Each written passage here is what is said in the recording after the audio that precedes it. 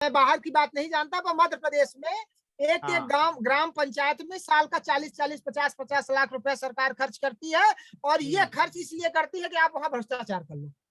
खुलेआम भ्रष्टाचार होता है, पूरे पैसे बर्बाद होती है, लेकिन सरकार के पास जुडिशरी को पैसा देने के लिए पैसा नहीं है। आप जजेस संख्या बढ़ा दीजिए, प्रोसिक्यूशन ऑफिसर्स की संख्या बढ़ा दीजिए, ये सारी चीजें कर दी जाए तो निश्चित तौर पर न्याय सही गलत कुछ तो मिले, कुछ तो मिले, वही बात है। नहीं, इसका एक लाइट मिला है हम लोग का।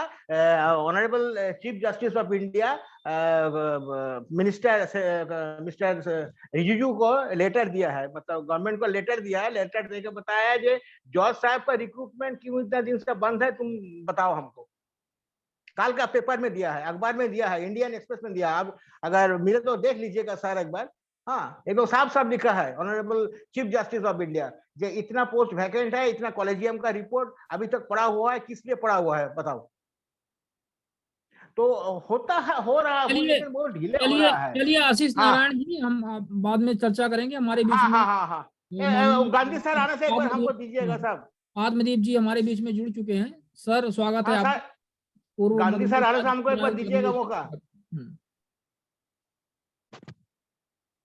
सर आपकी आवाज म्यूटेड है, प्लीज। शिवानंद जी, गांधी सर आने से हमको एक बार दीजिएगा। हाँ ठीक है, ठीक है, आप परेशान मत होइए। और आप सभी को नमस्कार। हाँ सर नमस्कार। आज माननीय नित्यानंद जी मिश्र फुल फॉर्म में हैं और बहुत अच्छी क्लास ले रहे हैं। हमने शुरू से सुना है। आज के वेबिनार का जो विषय है उस पे उन्होंने अंतर्राष्ट्रीय स्थिति से लेकर भारत तक की सारी तस्वीर आप सबके सामने पेश कर दी है, इसलिए उस पे कहने को कुछ खास बचा नहीं है। अब आरटीआई से और जुड़े दूसरे मुद्दों पे अगर आप कुछ जानना चाहें तो हम बता सकते हैं। जी बिल्कुल सर, आज का टॉपिक जो है और इससे अन्य जो भी आप उचित समझें अपना मार्गदर्शन दें। हाँ, क्योंकि रिपीटिशन होगा, जो नित्यानंद जी बता चुके वही चीज वापस बताएं तो कोई मतलब नहीं। तो ठीक है, फिर हम सीधे फिर प्रश्न ले लेते हैं। हमारे बहुत सारे साथी हैं जो कुछ पूछना चाह रहे होंगे आज। शिवानंद जी, हाँ, आज का जितना हो सके समय नित्यानंद जी को समर्पित करें तो अच्छा है। वो बहुत अच्छा आज बता रहे हैं। नित्यानंद जी का स्वागत है। हमने बिल्कुल उनको और फुल बैटरी चार्ज है उनके, तो उसका सदुपयोग किया जाए। मैं बैठा हूँ, क्लाइंट बैठे हैं। जी जी, आपसे ही मार्गदर्शन हम सबको मिले सर। हम भी आपसे सीखते हैं सर। अरे नहीं सर, मैंने शुरू से सुनी है आपकी स्पीच सर बहुत अच्छा था, प्रेजेंटेशन था। बस वो एक ही करेक्शन था कि ये दुनिया के 170 से ज्यादा देशों में हो गया, ताजा जो जानकारी है। और सबसे पहले यूनाइटेड नेशंस ने 48 में इसको 1948 में वो मानवाधिकारों के सार्वजनिक घोषणा पत्र में सूचना का अधिकार देने का प्रस्ताव पास किया था, और स्वीडन ने 1948 में लागू किया। 49 में। एक एक्ट उनका पहले का भी था। हाँ, ये हो सकता है, जैसे अपने राज्यों के थे पहले से। हाँ ठीक ठीक, एक एक्ट उनका पहले का भी है सर। वैसे भी स्वीडन, फिनलैंड और नॉर्वे ये छोटे छोटे देश हैं आसपास के, लेकिन हर मामले में दुनिया में ये प्रथा पहले नंबर पे रहते हैं, टॉप पे। खुशी का स्तर हो, शासन से संतुष्टि का स्तर हो, पारदर्शिता हो, ईमानदारी, भ्रष्टाचार उन्मूलन, सब में ये देश अग्रणी है। अब वो फ्रीडम ऑफ प्रेस एक्ट था सर 1766 में। Freedom of press act. फिर 1949 में भी उनका बना फ्रीडम ऑफ प्रेस एक्ट 1949 वर्तमान स्वरूप में, लेकिन पहला 1766 का था सर उनका। राजस्थान में भी पहले, सबसे पहले पंचायत राज में लागू किया था इसको, सूचना के अधिकार को। भैरव सिंह जी शेखावत सीएम थे, बाद में उन्होंने अपना प्रदेश का भी एक्ट बनाया था। चलिए आगे बढ़ा जाए। सर टिश्यू लीजिए शिवानंद जी।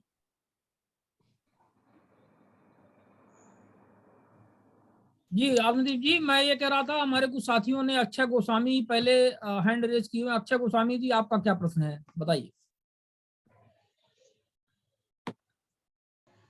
हेलो। हाँ, आपकी आवाज आ रही।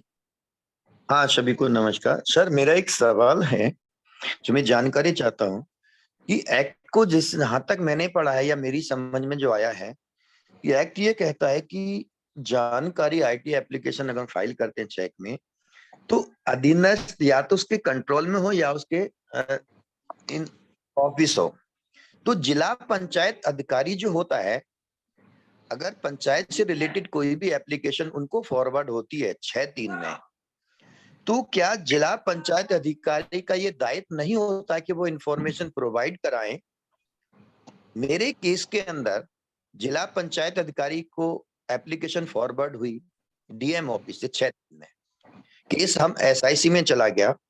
एसआईसी में पहले कमिश्नर जो साहिबान थे, उन्होंने हमारी हियरिंग की, जिला पंचायत अधिकारी को फर्स्ट अपील ऑफिसर बना के और उनके पीआईओ को पीआईओ कंसीडर करके 1.5 साल हियरिंग चलती है। उसके बाद में जो हमारे केस में कमिश्नर, हमने एक एप्लीकेशन फाइल की थी, कमिश्नर साहिबान उसमें चेंज हो जाते हैं, तो वो पंचायत सेक्रेटरी को बना देते हैं पीआईओ और बीडीओ को बना देते हैं फर्स्ट अपील ऑफिसर। अब वो हमसे प्रूफ मांगते हैं कि आप ये प्रूफ दीजिए कि जिला पंचायत अधिकारी ने एप्लीकेशन सेक्रेटरी को ट्रांसफर की, तभी हम पेनलाइज करेंगे या कोई ऑर्डर पारित करेंगे, अदरवाइज उन्होंने आपके केस को निरस्त कर देंगे। तो उन्होंने हमारे केस को निरस्त कर दिया, ये कह के कि एप्लीकेंट ये साक्ष्य नहीं दे पाया कि एप्लीकेशन सेक्रेटरी को ट्रांसफर की। मैंने अपना पक्ष रखते हुए उनको ये कहा कि सर देखिए, जिला पंचायत अधिकारी के कंट्रोल में होता है पूरा डिस्ट्रिक्ट, और जितने भी ब्लॉक होते हैं वो उनके अधीनस्थ कार्यरत होते हैं। तो क्या जो पहले कमिश्नर साहिबान थे या रजिस्ट्रार, जिस दिन मेरी एप्लीकेशन आपको रिसीव हुई, 18 की कंप्लेंट जब रिसीव हुई, तो क्या उनको एक्ट की जानकारी नहीं थी कि मेरी एप्लीकेशन गलत ड्राफ्ट थी? तो उन्होंने उसको केस को रजिस्टर्ड किया, मुझे वापसी क्यों नहीं किया? नंबर 2, जिन कमिश्नर साहिबान ने 1.5 साल इस पे हेयरिंग करी है, 15 नोटिस रिलीज करे हैं, तो क्या उनको एक्ट की जानकारी नहीं थी? और अगर मेरी एप्लीकेशन को कंसिडर करते हैं 18 में जो मैंने एप्लीकेशन दी थी कंप्लेंट की, तो आप मुझे वो साक्ष्य दीजिए ना कि सर मैंने सेक्रेटरी को पीआईओ कंसीडर करा, ब्लॉक पंचायत अधिकारी को मैंने फर्स्ट अपील ऑफिसर बनाया, मैंने तो उनके अगेंस्ट में कंप्लेंट ही फाइल नहीं की। लेकिन कमिश्नर साहब ने हमारी बात को नहीं सुना और मेरा केस डिस्पोज ऑफ कर दिया।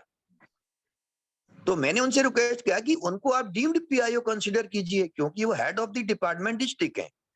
सेम दूसरे केस में हमारे को ऑर्डर पारित हो जाते हैं, कोई जानकारी नहीं मिलती।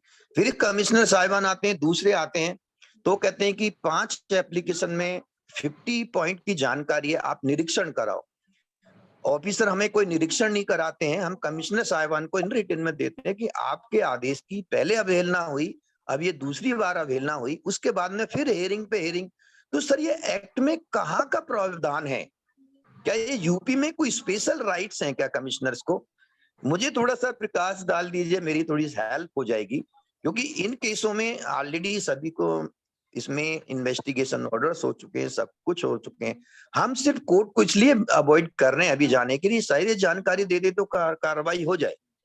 जबकि हमने कमिश्नर साहब को, एसआईसी कमिश्नर साहब को गवर्नर ऑफिस के ऑर्डर की कॉपी भी प्रोवाइड कराई, सीएम ऑफिस के ऑर्डर की कॉपी प्रोवाइड कराई, विजिलेंस कमिश्नर के ऑर्डर की कॉपी प्रोवाइड, लेकिन उसके बाद भी कमिश्नर साहब अपने आदेशों का परिपालन नहीं कर पा रहे। तो ये एक्ट कहाँ है? मैंने कहा जी आप सेक्शन 21 को हम पढ़ते हैं, तो आप हमें बता दीजिए सद्भावना पूर्वक कार्रवाई कहाँ कर रहे हैं वो। मेरी एप्लीकेशन पे जवाब नहीं दिया, ठीक है मैं एप्लीकेंट हूँ, ठीक है, डीएम के ऑर्डर की उन्होंने अवहेलना की, और कमीशन जिसके लिए आप यहाँ पे बैठे हुए हैं और आपका दायित्व है हमें जानकारी दिलवाएं, या तो मेरी एप्लीकेशन को डिस्पोज ऑफ करें तो मुझे ग्राउंड तो दें, या आप मुझे ही बता दीजिए कि जिला पंचायत अधिकारी के अधीनस्थ वीडियो होता ही नहीं है, आप मुझे कमीशन लिख के दे दे। तो सर मुझे अभी इस केस में हाई कोर्ट का तो प्रोविजन है ही, तो इन कमिश्नर के अगेंस्ट में रिटन कंप्लेंट फाइल करें या क्या करें? ये तो डिस्पोज ऑफ करते जा रहे हैं, तो किस एक्ट के अकॉर्डिंगली जरा मुझे थोड़ा सा गाइड करें कि कौन सा एक्ट इनके पास राइट्स हैं इस एक्ट के अकॉर्डिंगली, जिस अकॉर्डिंगली ये डिस्पोज ऑफ कर रहे हैं, अपने अधिकारों को, अपने ऑर्डर्स का भी पालन नहीं कर पा रहे हैं और एप्लीकेशन को 1 by 1 डिस्पोज ऑफ करते जा रहे हैं। आपका वक्तव्य बहुत कुछ लंबा हो गया है, कुछ स्पेसिफिक सवाल पूछे तो आपको बता सकता हूँ। सर स्पेसिफिक सवाल ये है कि जिला पंचायत अधिकारी होता है जिले का कंट्रोलिंग ऑफिसर, हाँ, और संक्षेप BDO करिएगा, हैं जी। संक्षेप में करिएगा सवाल, पहले की तरह हाँ, वापस मेरा बहुत ये है लंबा कि नहीं करो। जब बैकग्राउंड आप बता चुके। कमिश्नर साहब ने मेरी एप्लीकेशन को डिस्पोज ऑफ कर दिया, ये कहते हुए कि जिला पंचायत अधिकारी से आपकी एप्लीकेशन सेक्रेटरी को ट्रांसफर नहीं, उसका प्रूफ दो। और जबकि 1.5 साल हेयरिंग हुई थी जिला पंचायत अधिकारी को ही PIO कंसीडर करके, फर्स्ट अपील ऑफिसर, ये है सर। तो ठीक बात है, जिला आपने शायद कलेक्ट्रेट में RTA लगाई थी, जो वहां से जिला पंचायत के मुख्य कार्यपालन अधिकारी को ट्रांसफर की गई जी। तो ये अंतरण हमारी राय में एक ही बार होना चाहिए। वापस जिला पंचायत से फिर ग्राम पंचायत को ट्रांसफर हो जाए, वो गलत है। अगर इसको अलाउ किया जाता है तो RTI को फुटबॉल बनाया जा सकता है, एक PIO दूसरे को, दूसरा तीसरे को, तीसरा चौथे को उसको ट्रांसफर करता रहेगा 5 दिन के अंदर, तो फिर 30 दिन की समय सीमा का क्या होगा जो RTA का निराकरण होना चाहिए। ये तो अनंत काल तक ट्रांसफर चल सकता है, इसलिए एक को ही ट्रांसफर करना चाहिए। वो पंचायत ने जो जिला पंचायत ने ग्राम पंचायत को ट्रांसफर की वो गलत है, उसको जानकारी मंगा के संबंधित ग्राम पंचायत से और आपको देनी चाहिए थी। और वो पहले बार में आपका बिल्कुल ठीक हुआ है कि जिला पंचायत को ही प्रतिवादी आपने अपनी अपील में बनाया। आयोग ने भी, पहले कमिश्नर ने भी उस बात को माना कि जिला पंचायत का लोक सूचना अधिकारी ही उसमें लोक सूचना अधिकारी है आपकी अपील में, और वो प्रथम अपीलीय अधिकारी है जिला पंचायत का मुख्य कार्यपालन अधिकारी। ये बात तो ठीक है कि जिला पंचायत का मुख्य कार्यपालन अधिकारी लोक सूचना अधिकारी नहीं होता है, वो अपीलीय अधिकारी होता है। तो उसी हिसाब से आपकी अपील डिसाइड की जानी चाहिए थी। बाकी जो भी हुआ वो गलत हुआ। अब उसको हाई कोर्ट में चैलेंज कर सकते हैं, और दूसरा रास्ता है कि साथ साथ मुख्य सूचना आयुक्त को और राज्यपाल को, जो शपथ दिलाते हैं सूचना आयुक्तों को, उनको आप शिकायत कर सकते हैं। और आपका जो RTI के क्रियान्वयन का नोडल विभाग है, जो भी, जैसे मध्य प्रदेश में सामान्य प्रशासन विभाग है, राजस्थान में जनसंपर्क विभाग है, ऐसे आपके यहाँ भी एक डिपार्टमेंट होगा जो जिसके जरिए सूचना आयोग की सारी गतिविधियां चलती है। उसके प्रमुख सचिव को भी आप शिकायत कर सकते हैं, राज्य के मुख्य सचिव को, मुख्यमंत्री को, संबंधित विभाग के मंत्री को, उनको शिकायत कर सकते हैं। बाकी कारगर रास्ता तो हाई कोर्ट में चुनौती देना ही है। वहीं से जो विधि विरुद्ध आदेश है वो निरस्त हो सकता है, और संबंधित सूचना आयुक्त के खिलाफ स्ट्रक्चर भी पास हो सकता है। आपने देखा होगा अभी मध्य प्रदेश हाई कोर्ट ने मध्य प्रदेश सूचना आयुक्त पे 2 मामलों में कास्ट लगाई है, गलत फैसले के कारण। जी, ये तो वहां पे तो यूपी का सर देखिए, एक ऑर्डर में उन्होंने क्या करा कि प्रतिवादी मतलब एप्लीकेंट उपस्थित था, उसको उपस्थित दिखा दिया, और लास्ट में नीचे उनके अपने ऑर्डर में लिख रहे हैं कि अपीलार्थी उपस्थित हुआ और जो कोऑर्डिनेट PIO वो नहीं उपस्थित हुए। लास्ट में नीचे दे कि अपीलार्थी उपस्थित नहीं हुआ, इसलिए उसकी वो नहीं चाहता कि उसको जानकारी। अपने ऑर्डर में 2 चीज सर, ये कहाँ का न्याय है?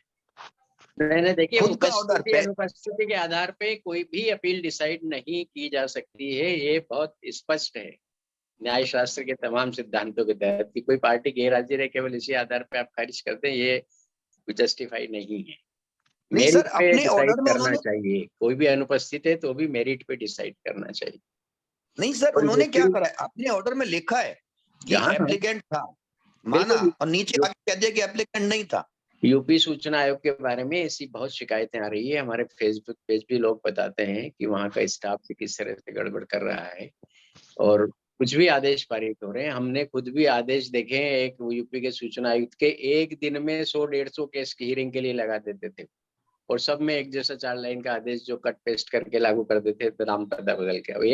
एक दिन में मतलब 4-5 घंटे में क्या कोई सूचना आयुक्त 100-150 केस सुन सकता है? उसमें न्याय कर सकता है? तथ्यों में जा सकता है, गहराई में? कोई कूट परीक्षण भी नहीं कर सकता वो।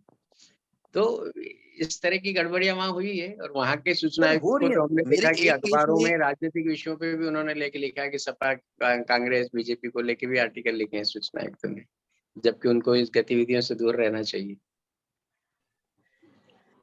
तो इसमें बहुत सारी चीजों को लेके या तो कोई ऐसी वकील से, मिश्रा जी से, किन्हीं से राय लेके आप या तो कोई ऐसी सामूहिक याचिका दायर की जाए हाई कोर्ट में, सारी जो भी विधि विरुद्ध गतिविधियां आयोग में चल रही है इनको लेके बहुत सारे आदेशों को साथ लगा के, तो शायद हाईकोर्ट को निर्देश दे सकता है। चलिए ठीक है सर। अक्षय गोस्वामी जी, धन्यवाद आपके प्रश्न के लिए। अगला प्रश्न लेते हैं, अशरफ आलम है झारखंड से। अशरफ आलम जी, आपका क्या प्रश्न है? अनम्यूट कर लीजिए अपने आप को। जी सर, हमारी आवाज आ रही सर? जी, आपकी आवाज बिल्कुल। सर हमारी आवाज आ रही है? जी जी सर, ऐसा है कि हम लोग को ये केंद्रीय सूचना आयोग का एक मामला था सर, कि केंद्रीय जन सूचना पदाधिकारी को हम लोगों ने चिट्ठी लिखा, सूचना आवेदन, उसके बाद किसी तरह का सूचना नहीं दिया गया, तो प्रथम अपील दायर किया गया, उस पर भी किसी तरह का सुनवाई नहीं हुआ, तो उसको लास्टली द्वितीय अपील दायर किया गया। द्वितीय अपील जाने के बाद में हम लोगों को डेट दिया गया, और डेट दिए जाने के बाद वहां से आदेश भी पारित कर दिया गया कि इन लोगों को 15 दिन के अंदर सूचना उपलब्ध करा दिया जाए, और ये कहते हुए उस केस को निरस्त किया जाता है। अब उसके बाद 15 दिन हो जाने के बावजूद भी अगर सूचना नहीं मिलता हम लोगों को, तो इसके आगे का कार्रवाई क्या होना चाहिए? आपका मामला लगता है बहुत पुराना है, क्योंकि अभी 2-2.5 साल से तो झारखंड में सूचना आयोग पूरी तरह खाली पड़ा है।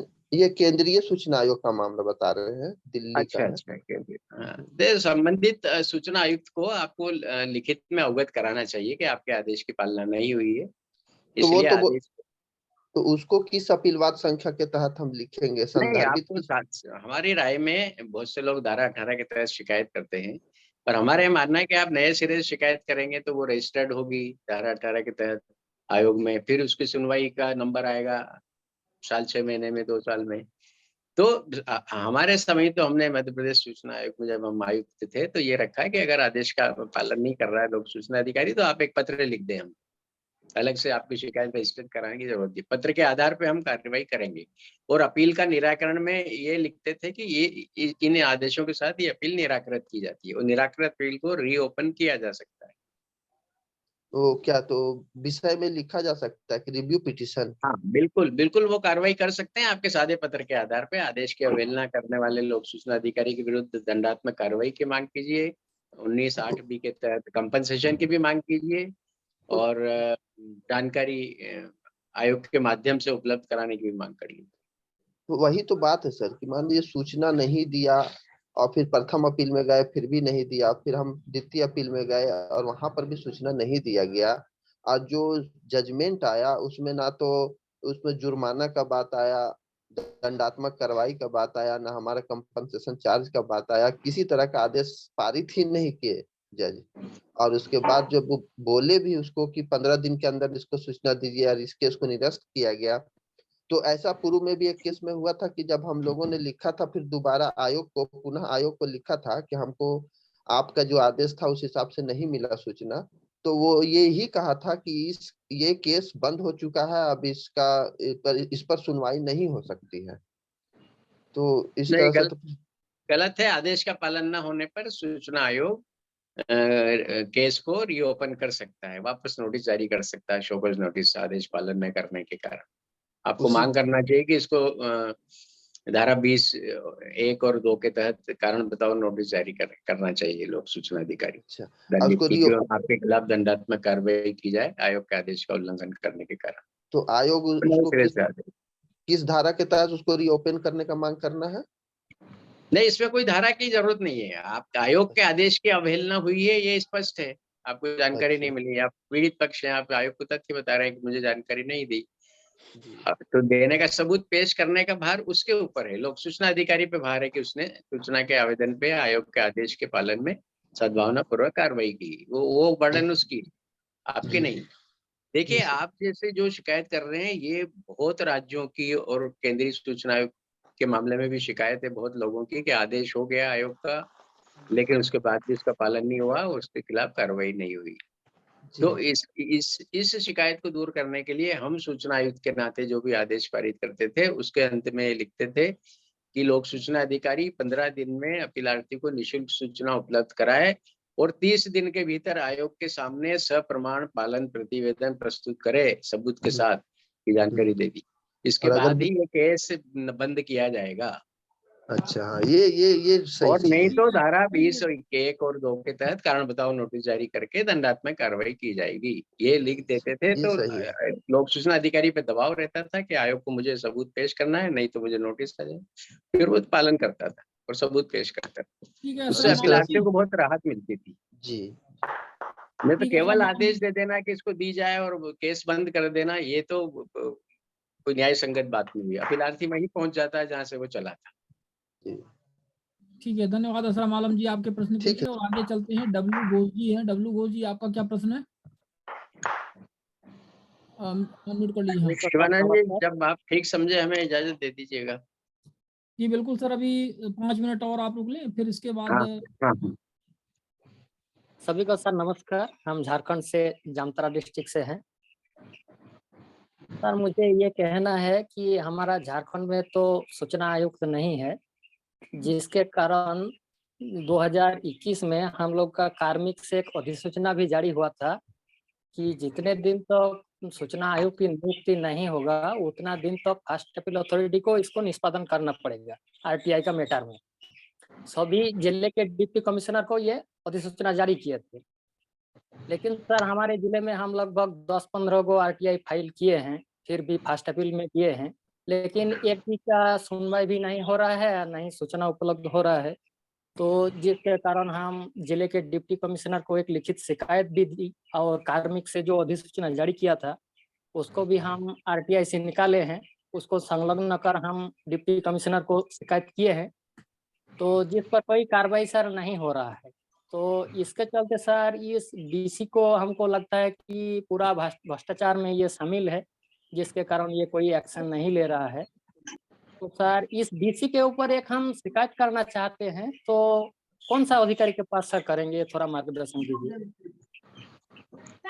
देखिए, इसमें शिकायत तो धारा 18 के तहत केवल सूचना आयोग को हो सकती है। आपके यहाँ प्रथम अपीली अधिकारी ही है, उसके ऊपर आयोग अभी अस्तित्व में है नहीं, तो शिकायत तो आप नहीं कर सकते। लेकिन जिस अथॉरिटी ने वो सर्कुलर जारी किया कि प्रथम अपीली अधिकारी केसों को डिसाइड करे, वैसे तो कानून के तहत ही ये जरूरी कि 45 दिन में, ज्यादा से ज्यादा 45 दिन में प्रथम अपीली अधिकारी प्रथम अपील डिसाइड करे। द्वितीय अपील पे तो वो कुछ करने का अधिकार रखते नहीं है, तो पहले से कानून में है। फिर भी जिस अथॉरिटी ने वहां सर्कुलर जारी किया अपीली अधिकारियों को अपीलों के निपटारे के बारे में, उसी हाँ। अथॉरिटी को शिकायत कर सकते हैं। सर उसको सर हम जो डिप्टी कमिश्नर है उसको सर आदेश जारी किया है वो कार्मिक से, तो हम लिखित में शिकायत दिए हैं, लेकिन ये जो डिप्टी कमिश्नर है इस पर कोई एक्शन नहीं ले रहा है। ना उसको फॉलो करिए, पीछे करिए। सरकारी विभागों में ये होता है, हर शिकायत पे कार्रवाई तुरंत हो जाए ऐसा होता नहीं है, तो आपको पीछा करना चाहिए। आप वहाँ आरटीआई लगा दीजिए कि मैंने इस तारीख को शिकायत की थी, इस पे अभी तक हुई कार्रवाई की प्रमाणित जानकारी दी जाए, तो उन पर दबाव बनेगा। अच्छा सर, बहुत कुछ भ्रष्टाचार मामले में हम लिखित शिकायत किए हैं वो डिप्टी कमिश्नर को, तो मेरा एक भी शिकायत का वो निष्पादन नहीं कर रहे हैं। बहुत ही भ्रष्टाचार का मामला है। कुछ देखिए, दिन पहले भ्रष्टाचार के लिए तो डिप्टी कमिश्नर के अलावा भी बहुत दूसरी अथॉरिटीज हैं। भ्रष्टाचार निरोधक विभाग होगा आपके राज्य में, या एंटी करप्शन ब्यूरो जैसा कुछ कोई बॉडी होगी, लोकायुक्त है वहाँ, सतर्कता आयुक्त होते हैं हर राज्य में, उनको भी शिकायत कर सकते हैं भ्रष्टाचार की। तो अच्छा तो अपना नाम गोपनीय रखने की भी आप उसमें गुजारिश कर सकते हैं। अच्छा, धन्यवाद सर। लेकिन शिकायत के साथ तथ्य देने चाहिए, तो हाँ सर, वो तो उससे प्रूफ सब मेरा पास सब इकट्ठा है। हाँ, तो केस दर्ज होके उसमें फिर इंक्वायरी शुरू हो जाती है। ठीक ठीक शिकायतें तो बहुत फोरम है, सबको इस्तेमाल कीजिए। ठीक सीएम सर। हेल्पलाइन भी होगी आपकी वहाँ, उसको भी नहीं करिए। सर, हमारा झारखंड का सीएम हेल्पलाइन नहीं है, वो पूरा के पूरा ये जो सरकार है सब बंद करके रखे है। आपका वैसे जामताड़ा प्रसिद्ध है पूरे भारत में। हाँ सर, वो तो है। ठीक है, शिवानंद जी आगे बढ़ा जाए। हाँ जी जी सर, एक और प्रश्न ले लेते हैं। हमारे बीच में रमाकांत कौरव जी हैं। रमाकांत कौरव जी, आपका क्या प्रश्न है? अनम्यूट करके अपनी बात रखें और आत्मदीप सर को फिर इसके बाद इजाजत दें, क्योंकि उनको एक और मीटिंग में भी जाना है। तब तक फिर नित्यानंद मिश्रा जी हैं, वीरेंद्र सिंह ठक्कर साहब हैं, सभी हैं, तो आप लोगों के प्रश्नों का जवाब देंगे। हाँ जी सर, नमस्कार सभी को। नमस्कार। मेरा सर, मेरे दो विषय पे दो प्रश्न हैं। एक तो मैं ये जानना चाह रहा था, ये जो 48 घंटे के अंदर जो सूचना मांगी जाती है जीवन और स्वतंत्रता से संबंधित है, उसमें सर आवेदन में कुछ स्पेशल मेंशन करना होता है क्या? किस तरह का लगता है सर आवेदन लगाना है मुझे? देखिए, तो धारा 7(1) में स्पष्ट लिखा है कि जीवन, मनुष्य का जीवन या उसकी जी। स्वतंत्रता से संबंधित जानकारी 48 घंटे में दी जानी चाहिए। जी। तो धारा इससे 7(1) जुड़ा कोई विषय है, जैसे किसी को अवैध रूप से पुलिस ने हिरासत में लेके थाने में बिठा रखा है, गिरफ्तारी शो नहीं कर रहे, तो उसके जीवन की स्वतंत्रता का हरण हुआ। या किसी जी, के जीवन को खतरा है, उसको जी, उसको मर्डर की कोई धमकी मिली है, उसमें कार्रवाई नहीं हो रही, या इस जी, तरह का कोई और अंदेशा है जिससे जीवन खतरे में पड़ सकता है, ऐसी जानकारी। जी, या जी, जी, जीवन निर्वाह से जुड़ी मामले भी जीवन से जुड़ी जानकारी होती है, जिससे जीवन जी, यापन में दिक्कत हो सकती है। तो जी, वो जी, डिपेंड करता है, उसी में कर सकते हैं। जी, जी। लेकिन इस सर मामले में गौरव जी, आप तो आरटीए के बहुत जानकार हैं और जी, खूब जी, इस्तेमाल भी करते हैं। जी, कई आपने पब्लिक इंटरेस्ट में काम भी कराए हैं। जी, जी, सर इसमें आपका इसमें मार्गदर्शन एक मिलता ही रहता है। एक ही जी, कमी है कि इसमें धारा 7(1) में ये तो लिख दिया है कि जीवन और स्वतंत्रता से जुड़ी जानकारी 48 घंटे में दी जाएगी। लेकिन इसके जी, आगे अगर नहीं दी जाती तो आप प्रथम अपील कितने समय में करेंगे, सेकंड अपील कितने समय में करेंगे, और उनके निराकरण की, दोनों अपीलों के निराकरण की समय सीमा क्या होगी, इस बारे में कानून मौन है। अच्छा, जी। सर यही समस्या है, दूसरा सवाल मेरा इसी से जुड़ा हुआ है। हमारे यहाँ जो लोक सूचना अधिकारी हैं कलेक्टेड में, वो हैं डिप्टी कलेक्टर को बनाया गया है और अपीली अधिकारी हैं अपर कलेक्टर कलेक्टर की तरफ से। और जो मैं जानकारी चाह रहा हूँ वो सत्र शाखा से संबंधित है। उस शाखा के प्रभारी अधिकारी हैं अपर कलेक्टर। तो लोक सूचना अधिकारी डिप्टी कलेक्टर उनको लिखते हैं कि ये जानकारी मांगी गई है, तो वो जानकारी गोपनीय कह के देने उसको नहीं देते हैं, क्योंकि उनको पता है कि अपील उन्हीं के पास आनी है। अपर कलेक्टर देखिए को ये पता है। जी, रमाकांत जी, ऐसे मामलों में ये आरटीए के प्रावधानों से स्पष्ट है कि ऐसे मामलों में जहाँ लोक सूचना अधिकारी या अपीली अधिकारी का कुछ संबंध है मांगी गई जानकारी से, जैसे आप जी, बता रहे हैं कि अपीली अधिकारी से जिस शाखा का प्रभारी है उसी शाखा से जुड़ी जानकारी आपने आरटीआई में मांगी, जी, जी, तो ऐसे में अपीली अधिकारी आपकी प्रथम अपील को अटेंड नहीं करेगा। उसको जी, ये कारण बताते हुए कि चूंकि ये जानकारी मांगी है मेरे विभाग की शाखा से संबंधित है, इसलिए ये मेरा इसमें अपील को डिसाइड करना न्याय के सिद्धांतों के खिलाफ होगा, प्राकृतिक न्याय के सिद्धांत और न्याय शास्त्र के। तो इसलिए जी, मैं इस अपील की सुनवाई के लिए मेरे समकक्ष उसके बराबर की रैंक का जो है उसको वो जी, नामांकित करेगा आपकी अपील की को डिसाइड करने के लिए। जी, जी। बट तो सर अपील देखिए, तो लोक सूचना अधिकारी के विरुद्ध होगी। हाँ वो जो जी, बिल्कुल। शाखा प्रभारी सीनियर हैं, अपर कलेक्टर हैं, और लोक सूचना अधिकारी जूनियर है, डिप्टी कलेक्टर है।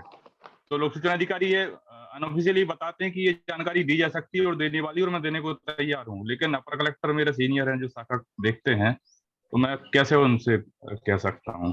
इसी कारण हमने वो प्रावधान में बताया है आपको कि वो इसमें जी, प्रथम अपीली अधिकारी न्याय के हिसाब से नहीं रह सकते। दूसरा कोई आपके प्रथम अपीली अधिकारी नियुक्त तो किया जाएगा आपके अपील डिसाइड करने के लिए। समकक्ष तो सर सीओ जिला पंचायत रहते हैं उनके, आपने हाई उनको कोर्ट में भी देखा होगा, कोई जी, हाई कोर्ट जज का बेटा किसी कंपनी का मान लीजिए वकील है, जी, तो उस कंपनी का कोई केस आया तो जज नहीं सुनता है, ये कहते कि मेरा जी, बेटा वहाँ क्या काम करता है, इसलिए इसमें निष्पक्ष न्याय पे वो प्रश्न चिन्ह खड़ा हो सकता है, इसलिए किसी और जी, को जी। ये मामला सुनवाई के लिए दिया जाए, और ये होता है। या अपीलार्थी सर अविश्वास व्यक्त कर देता है कि मुझे इस स्पीड से न्याय मिलने की उम्मीद नहीं है, दूसरी सूचना अंतरित करें तो भी अंतरित किया जाता है। जी, जी। बट सर ये लोक सूचना अधिकारी बताएगा ना शाखा प्रभारी को कि ये जानकारी दी जा सकती है, नियम के तहत आप प्रदान कर रहे हैं। हाँ, लेकिन लेकिन उसके ऊपर दबाव है, वरिष्ठ अधिकारी है उसका। वरिष्ठ अधिकारी है। जी, और इस एक्ट में यह भी प्रावधान है कि किसी जी, भी स्थिति में एमपी गवर्नमेंट ने तो इस बारे में अलग से जीएटी ने सर्कुलर भी जारी किया सबको कि कोई जी, लोक सूचना अधिकारी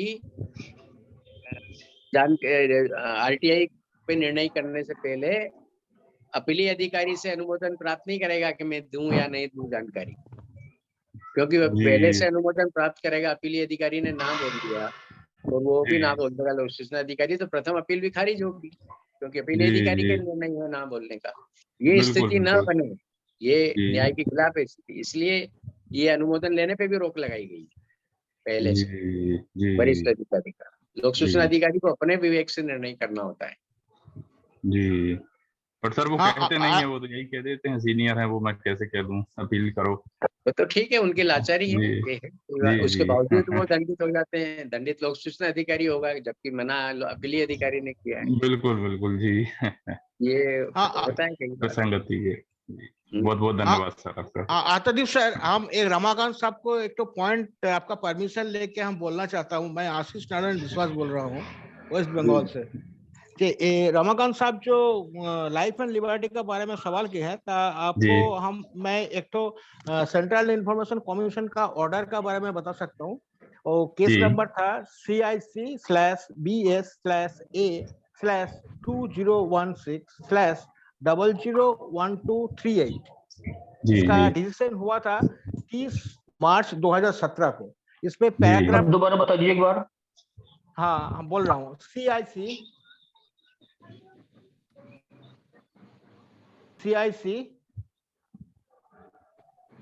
हेलो, जी, जी। /BS सब कैपिटल BS/A/2016/001238 ये है केस नंबर। इसका डिसीजन हुआ था 30 मार्च 2017 को। इसमें पैराग्राफ 10 में duties and responsibility of the first appellate authority and the second appellate authority has been categorically explained by the honourable information commissioner professor M Sridhar Acharyulu. आप ये ऑर्डर को एक बार देख सकते हैं। इसमें पैराग्राफ 10 में एकदम साफ साफ लिखा है फर्स्ट अपीलेट अथॉरिटी और सेकंड अपीलेट अथॉरिटी का लाइफ एंड लिबर्टी केस में क्या करना चाहिए, कितना दिन का अंदर करना चाहिए, कैसे करना चाहिए। ये पूरा ऑर्डर अगर आप पढ़ लीजिएगा तो आपको एक तो पूरा पिक्चर क्लियर हो जाएगा। और खास करके पैराग्राफ नंबर 10 जरूर पढ़िएगा। जी, जी। और कोई फर्दर एक्सप्लेनेशन आपको दरकार है तो आप हमसे कांटेक्ट कर सकते हैं। मैं ऐसा केस सेंट्रल इंफॉर्मेशन कमीशन में बहुत बार किया है, हमको अच्छा खासा रिजल्ट मिला है। तो मैं आपको हेल्प कर सकता हूँ। बिल्कुल सर, मैं कांटेक्ट कर लूंगा। ठीक है, आप लोग आपस में अपना नंबर ले लें। और आत्मदीप सर को एक मीटिंग में जाना है, तो सर आपने समय दिया, काफी महत्वपूर्ण आपने समय दिया। और अब आगे हमारे बीच में नित्यानंद जी हैं और वीरेंद्र साहब हैं, ठक्कर साहब, तो पार्टिसिपेंट्स का जवाब देंगे। बहुत बहुत धन्यवाद आपको सर, आपने समय दिया। धन्यवाद आप सभी को। सर, बहुत बहुत धन्यवाद। शिवानंद जी, वो जो अभी केंद्रीय सूचना आयोग का आदेश बता रहे थे 48 घंटे की जानकारी के बारे में, आचार्य लुलू जी का आदेश है, उसको व्हाट्सएप ग्रुप पे भी मंगा लें तो सब लोग पढ़ पाएंगे। अच्छा, ठीक, हाँ दे देंगे हम दे देंगे। हाँ, उस पर पोस्ट कर लीजिएगा, लोगों को काम आएगा। हाँ बिल्कुल, ये बहुत अच्छा सर, ये इतना इम्पोर्टेंट जजमेंट है। इसका फायदा हमको बहुत बार मिला सेंट्रल इंफॉर्मेशन कमीशन में। हम बहुत बार राइट एंड लिबर्टी का मेंशन किया तो हमको तुरंत माने एक हफ्ते के अंदर हियरिंग का डेट मिल गया। और हियरिंग में इतना बढ़िया रिजल्ट मिला हमको, माने एकदम इस ऑर्डर के अनुसार मिला हमको, आचार्य साहब का ऑर्डर के अनुसार। इसको तो हम भगवान मानते हैं। हाँ, तो ये साइटेशन का लाभ दूसरे लोगों को भी मिलेगा, आप इसको डाल दीजिए। हाँ, हम जरूर दे देंगे। हम इसीलिए तो बोला कि हम आपका परमिशन लेके हम इसीलिए रमाकांत साहब से बात किया। नमस्कार। भगवान के दर्शन हम सबको करवाइए आप। हाँ सर, इस भगवान के दर्शन हम सबको कराइए। हाँ, करा देंगे सर। आपको हम क्या दर्शन कराएंगे सर, आप भी तो हमको मार्गदर्शन दे रहे हैं। हाँ, दे देंगे हम, इसको डाल देंगे, व्हाट्सएप ग्रुप में डाल देंगे। ठीक है, अनुज राठी जी, आपका क्या प्रश्न है? आत्मदीप सर, बहुत बहुत धन्यवाद आपका। मिलेंगे फिर। नमस्कार। अनुज राठी जी, हाँ बताइए।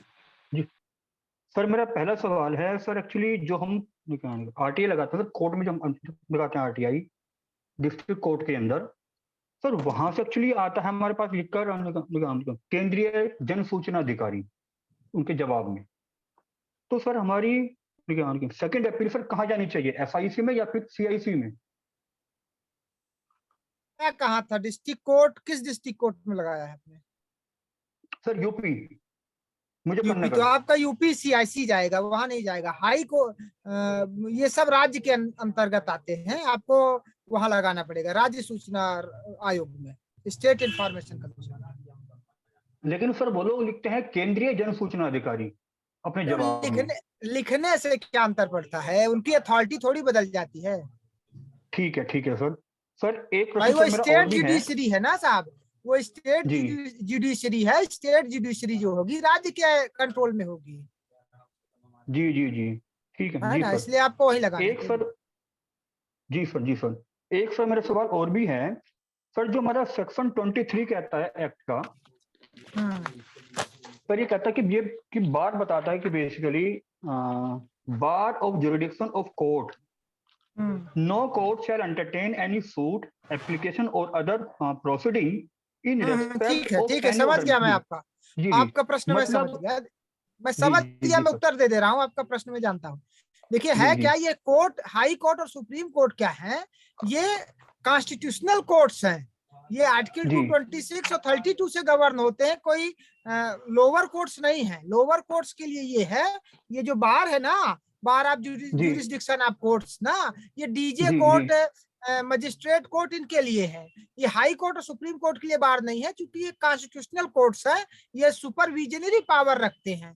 तो हम स्पेशल प्रोसीजर के तहत 226 में जाते हैं कि हमारे फंडामेंटल राइट्स का वायलेशन है। राइट टू इंफॉर्मेशन हमारा फंडामेंटल राइट है, और संबंधित लोक सूचना अधिकारी, अपीली अधिकारी या कि आयोग ने हमारे इस फंडामेंटल राइट को इन्फ्रिंज किया है।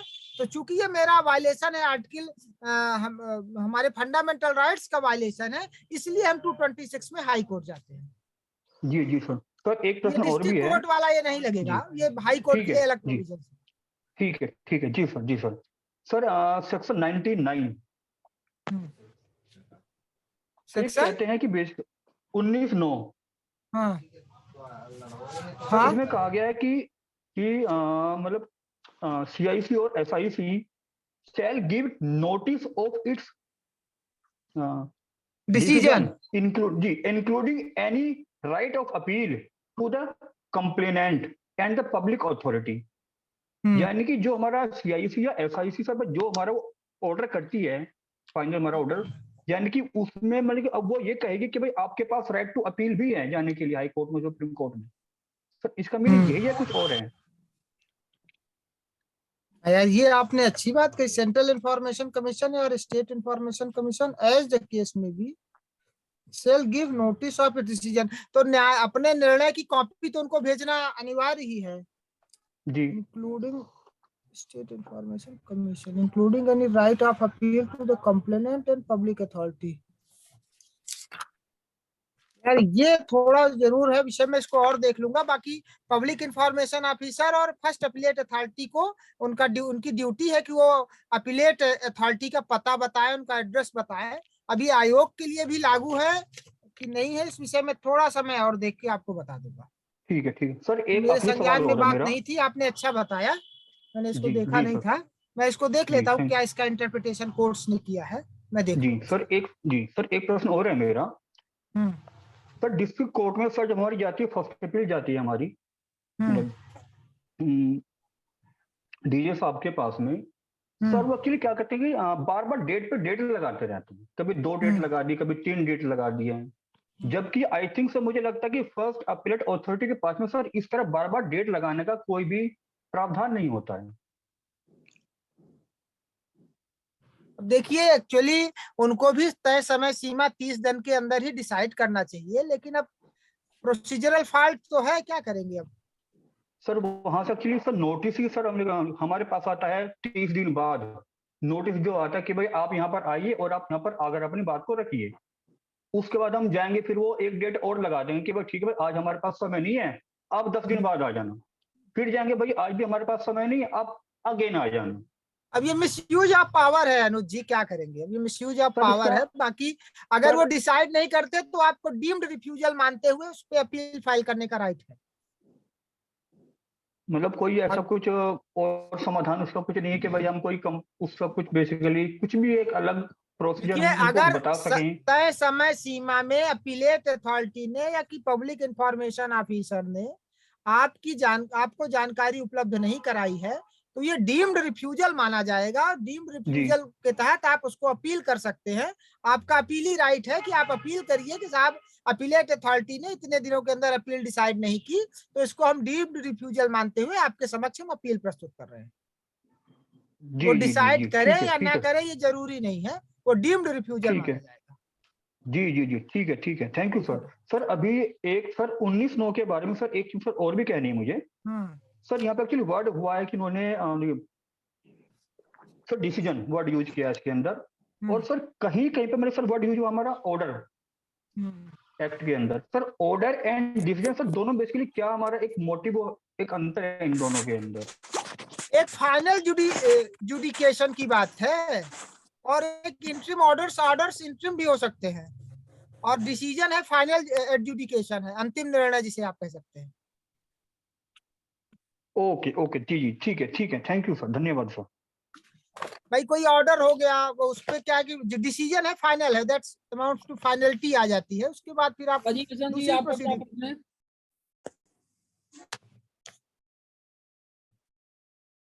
राजी हसन जी अपने आप को अनम्यूट कर लीजिए, आपका क्या प्रश्न है?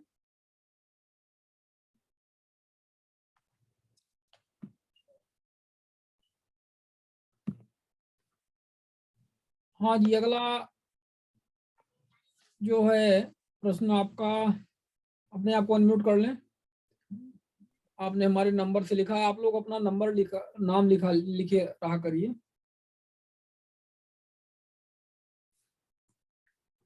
चलिए आगे बढ़ते हैं। देवेंद्र होरे जी आपका क्या प्रश्न है? अनम्यूट कर लीजिए।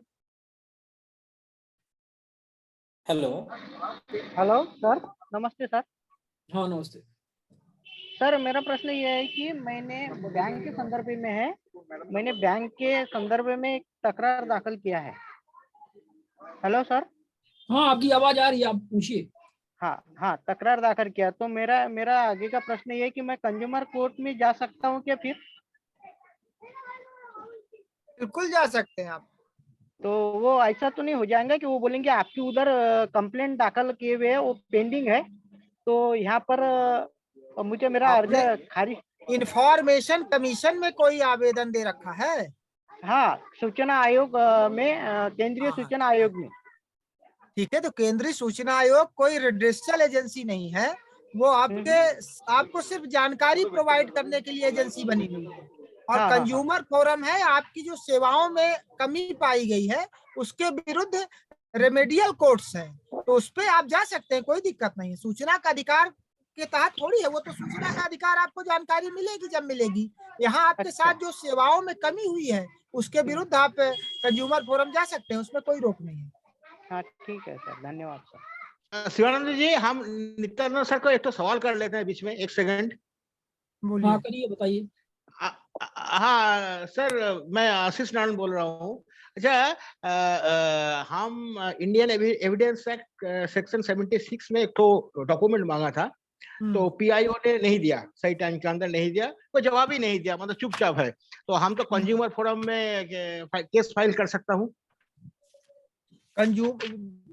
सूचना न देने पर कंज्यूमर फोरम थोड़ी जाएंगे आप उनके उपभोक्ता थोड़ी हैं। क्या के लिए सर्विस तो आता है ना। ये नहीं, हाँ ये नहीं है, ये सर्विसेज उसमें नहीं इंक्लूड है। इसके अगर आपने आरटीआई एक्ट के तहत आवेदन किया था कि आपने जो पब्लिक डॉक्यूमेंट्स के लिए जो निर्धारित प्रक्रियाएं हैं, जैसे किसी भी ऑफिस में आपको अगर कोई जानकारी लेनी है, सर्टिफाइड कॉपी लेनी है, तो उसके लिए जो पैसा जमा करते हैं वो उस प्रक्रिया के तहत आप गए थे कि आरटीआई एक्ट के तहत गए थे? हम तो वही बोल रहे हैं, इंडियन एविडेंस एक्ट सेक्शन 76 में हम पब्लिक डॉक्यूमेंट सर्टिफाइड कॉपी मांगा था, पीआईओ ने जवाब नहीं दिया, तो इसमें सर्विस में कमी हुआ है। कंज्यूमर फोरम में जाने का अधिकार है, मेरा जितना जानकारी है मैं कंज्यूमर फोरम में। फिर आप जा सकते हैं। हाँ वही हम पूछ रहे हैं, तो फिर आप जा सकते हैं अगर इंडियन एविडेंस एक्ट के तहत आपने एप्लीकेशन दिया तो आप जा सकते हैं। हाँ वही तो हम बता रहे हैं आपको, 76 बिल्कुल जा सकते हैं। तो कंज्यूमर फोरम में जाने के बाद मान लीजिए रिजल्ट जो भी हुआ हमको संतुष्टि नहीं हुआ, तो हम डिस्ट्रिक्ट फोरम में जाएंगे। हाँ, डिस्ट्रिक्ट फोरम पे ही तो लगेगा ना सबसे पहले। मैं तो सब डिविजन में रहता हूँ, मैं जहाँ रहता हूँ दुर्गापुर में, यहाँ कंज्यूमर फोरम कोर्ट है हम लोग का यहाँ, तो वहां पे तो हम दाखिल करूंगा ना ये। हाँ तो वही डिस्ट्रिक्ट में ही ना होगा कंज्यूमर फोरम आपके, कि आपके तालुका स्तर पे भी कंज्यूमर फोरम है? हाँ तालुका स्तर पे भी है, इसीलिए हम हाँ, पूछ तो रहे अब हैं वो आपसे। अलग अलग व्यवस्थाएं हैं, जैसे मध्य प्रदेश में डिस्ट्रिक्ट में ही अच्छा है कंज्यूमर फोरम, फिर उसका स्टेट फोरम में अपील अच्छा होती है। तो आपके यहाँ अच्छा, तालुका उसमें उसमें तो बात कर लो प्रोफेशनल उससे। एडवोकेट को एंगेज करना कंपलसरी नहीं है? नहीं, कंपलसरी नहीं। मैं अपना केस खुद कर सकता हूँ? बिल्कुल कर सकते हैं, बिल्कुल कर सकते हैं। और मैं हमारा दोस्त का केस भी केस में अपियर हो सकता हूँ? मान लीजिए मेरा दोस्त का केस मैं लड़ रहा हूँ, कर सकता अब हूँ? ये कोर्ट आपको अगर परमिट करती है तो आप कर सकते हैं। नहीं, मैंने कंज्यूमर फोरम, कंज्यूमर एक्ट में ऐसा कोई पाबंदी है नहीं, जे? कोई पाबंदी नहीं है। एसोसिएशन के मेंबर्स भी लड़ सकते हैं कंज्यूमर्स की तरफ से। रिकॉग्नाइज्ड अच्छा एसोसिएशन के मेंबर्स भी लड़ सकते हैं। अच्छा, मैं कोर्ट में जैसा है जे तुम हमको प्रोफेशनल एडवोकेट ही एंगेज करना पड़ेगा, या मैं अपना केस खुद लड़ सकता हूँ अगर कोर्ट परमिशन दे तो? नहीं, आप अपना मुकदमा स्वयं लड़ सकते हैं, उसमें कोर्ट की परमिशन की आवश्यकता नहीं है। ओह अच्छा, लगता नहीं ठीक है। है। कोर्ट आपको सजेस्ट करेगी कि हम आपको एडवोकेट प्रोवाइड कर रहे हैं। अगर आप कहते हैं कि नहीं हमको एडवोकेट की आवश्यकता नहीं है, तो आप अपना मुकदमा स्वयं लड़ सकते हैं, उसमें कोई दिक्कत नहीं। ठीक है, हाँ आगे बढ़ा जाए। आगे बढ़ा जाए। हाँ, राजी हसन जी, आपका क्या प्रश्न है? राजी हसन जी। ये गौतम जी। हाँ, अगला सर मैं मेरा क्वेश्चन बोले थे ना। हाँ, नरेश सैनी जी बताइए। हाँ सर, नमस्कार नमस्कार नितिन सर को। नमस्कार। हाँ नितिन जी, मेरे एक क्वेश्चन है सर। जैसे कोई एक संस्था के अंदर कोई टाइम टेबल था, टीचिंग का टाइम टेबल, तो वो बनाया गया जब तो कुछ था, और उसको जब मांगा गया है तो उसमें छेड़छाड़ करके और फिर प्रोवाइड करवा दिया गया। एक बार रिपीट कर दें प्रश्न। जैसे कोई सर संस्था है, कोई मान लो कोई कॉलेज है सर, तो कॉलेज में जो टीचर का टाइम टेबल बनाया जाता है, भाई 1 बजे आपको कौन सा लेक्चर लेना है, 2 बजे किस टीचर को लेना है, 3 बजे किस टीचर को लेना है। तो वो टाइम टेबल जब बनाया गया था तो और कुछ था, और जब मैंने उसको 1 साल बाद मांगा आरटीआई से, तो उसमें 6 करके दे दी गई सर। तो अब मैं उसको साबित कैसे करूँ कि सर ये इन्होंने मतलब इसके साथ टैंपरिंग करके दी है? तो मतलब टाइम टेबल उन्होंने बदल दिया? जी सर। उस समय का टाइम टेबल की फोटो कॉपी या कुछ ऐसा रिकॉर्ड आपके पास नहीं है, या तो अब ये देखिए मैटर ऑफ एविडेंस है, ये कोर्ट में आप सबमिट प्रूव कर सकते हैं एविडेंस के थ्रू। जो पढ़ रहे थे उस समय बच्चे, उनका एविडेंस लेकर आना पड़ेगा कोर्ट में। नहीं, बच्चे तो सर उनको खिलाफ जाएंगे नहीं, क्योंकि एक कैंडिडेट एक पूरा एक साइड है, पूरा इससे आप कॉलेज सिद्ध क्या करना चाहते हैं? इससे सिद्ध क्या करना चाहते हैं? सिर्फ ये करना चाहता है कि उस समय जो टीचर जो था उसको कुछ अलग सब्जेक्ट दिए गए थे पढ़ाने के लिए, और अब मुझे वो सब्जेक्ट जो दिए गए थे, तो उसके माध्यम से मुझे उन सब्जेक्ट की मैं ये प्रूव करना कि उस टीचर को ये सब्जेक्ट दिए गए थे, और अब मैंने जब कॉपी मांगी तो उन्होंने उसमें वो चेंज करके दे दिया कि उसको सब्जेक्ट दूसरे सब्जेक्ट दे रखे हैं। अब यार ये दो ही लोग बता सकते हैं जो पढ़े हैं और जिसने पढ़ाया है, पढ़वाया है, पढ़ा है, या कि जिसने पढ़वाया है। तो पढ़वाया है जिसने, उसने मना कर दिया। जो पढ़ाया है या तो वो दे अपना सबूत, या कि गवाह दे, एविडेंस दे, या कि जिन लोगों ने पढ़ा है वो अपना एविडेंस दें। दो ही तरीके हैं इसके, तीसरा तरीका तो इसका नहीं है। देखिए नहीं हो सकता प्रूफ साबित ही हो। अब ये जो बच्चे उनके यहाँ पढ़े हों वो दे सकते हैं अपना एविडेंस कि नहीं इन्होंने पढ़ाया है, इतने बजे से इतने बजे तक पढ़ाया है। बच्चे तो सर उसके प्रिंसिपल के खिलाफ क्यों जाएंगे, उसे दुश्मनी क्यों लेंगे? अरे ऐसा नहीं है, कई बच्चे होते हैं क्रांतिकारी दे देते हैं, ऐसा नहीं है। कई क्रांतिकारी बच्चे होते हैं, ऐसा नहीं है। नित्यानंद जी उन्हीं ट्राई बच्चों में करिए। से हैं। नित्यानंद जी, आप लोग उन्हीं बच्चों में से हैं जिस कॉलेज में आप जब लोगों मैं ने पढ़ता पढ़ा था है। जब मैं पढ़ता था कॉलेज में, तो मेरे 10-12 मुकदमे हाई कोर्ट में चलते थे अपने प्रिंसिपल से, चोरी के खिलाफ, कुलपति रजिस्ट्रार के खिलाफ। तो सर ढूंढना पड़ेगा फिर, ऐसा कोई बच्चा है ना। हेलो, चलिए ठीक है सर। आप लोग भी एक ऐसे सर बच्चे बन जाइए। चलिए आगे आगे बढ़ते हैं। हेलो, और एक मिनट अगले सर। बच्चों का हाँ प्रश्न सर, लेते हैं। बोले। हाँ सनी बताइए। सर एक चीज है, जैसे कोई टाइम टेबल आज की डेट में बनाया और वो बना के बोर्ड पे लगा दिया, और उस पे डेट लिख के 1 महीने की बैक की, तो वो बैक डेटेड में आएगा या क्या मानेंगे उसको? अब देखिए ये बड़ा एविडेंटरी मैटर है, इसको कोर्ट में सिद्ध करना पड़ेगा। अब उन्होंने सारे रिकॉर्ड्स में अपने चढ़ा लिया होगा। अब ये होगा कि हमने नोटिस बोर्ड में लगाया था, निकल गया था, फिर हमने बाद में दोबारा लगा दिया है, तो सारी चीजें सिद्ध करना थोड़ा सा कठिन है सैनी साहब। तो सर यही दिक्कत आ रही है मुझे बहुत बड़ी दिक्कत आ रही है, क्योंकि मैडम जो टीचर है वो ऐसा ही हुआ है कि उनको टाइम टेबल जब जरूरत थी टाइम टेबल उनको नहीं दिया गया, और उन्होंने टेम्परेरी क्लास अटेंड की, बोलो आप 2 घंटे अटेंड कोई भी ले लो, और अब 1-2 महीने बाद वो टाइम टेबल नोटिस बोर्ड पे लगाया है। तो अगर अब वो उसके अकॉर्डिंग मान लो अपने लेक्चर दिखाएं तो वो मैडम 420 हो जाएगी, और टाइम टेबल का अकॉर्डिंग दिखाएं तो भी 420 हो जाएगी। अभी चीजें प्रोसीजरल है। चलिए फोन में आप बात करिएगा तो कुछ ना कुछ सोल्यूशन निकालते हैं इसका। सारी चीजें आप बताएंगे तो अभी सारी चीजें आप बता नहीं पा रहे हैं, सारी चीजें आप बताएंगे तो फिर उस हिसाब से कुछ ना कुछ हम उसका ज्यादा अच्छा रहेगा। पर्सनल इंटरेक्शन आप कर लीजिएगा। और कुछ लोग मैसेज कर रहे हैं ग्रुप में जुड़ने के लिए, तो मैं वो बताना चाहूंगा आप लोगों को कि इसका जो जूम का आईडी और पासकोड है, यही नंबर है, इसमें आप लोग अपने नाम परिचय के साथ में व्हाट्सएप करिए और उसमें लिखिए कि आप हमें आरटीआई ग्रुप से जोड़ लें, तो हम आप लोगों को उसमें जोड़ लेंगे। तो नंबर 9589152587 नंबर है, आप लोग कृपया इस पर करें। आरटीआई खुलासा रजी हसन जी आप सुन पा रहे हैं क्या? हाँ नित्यानंद जी।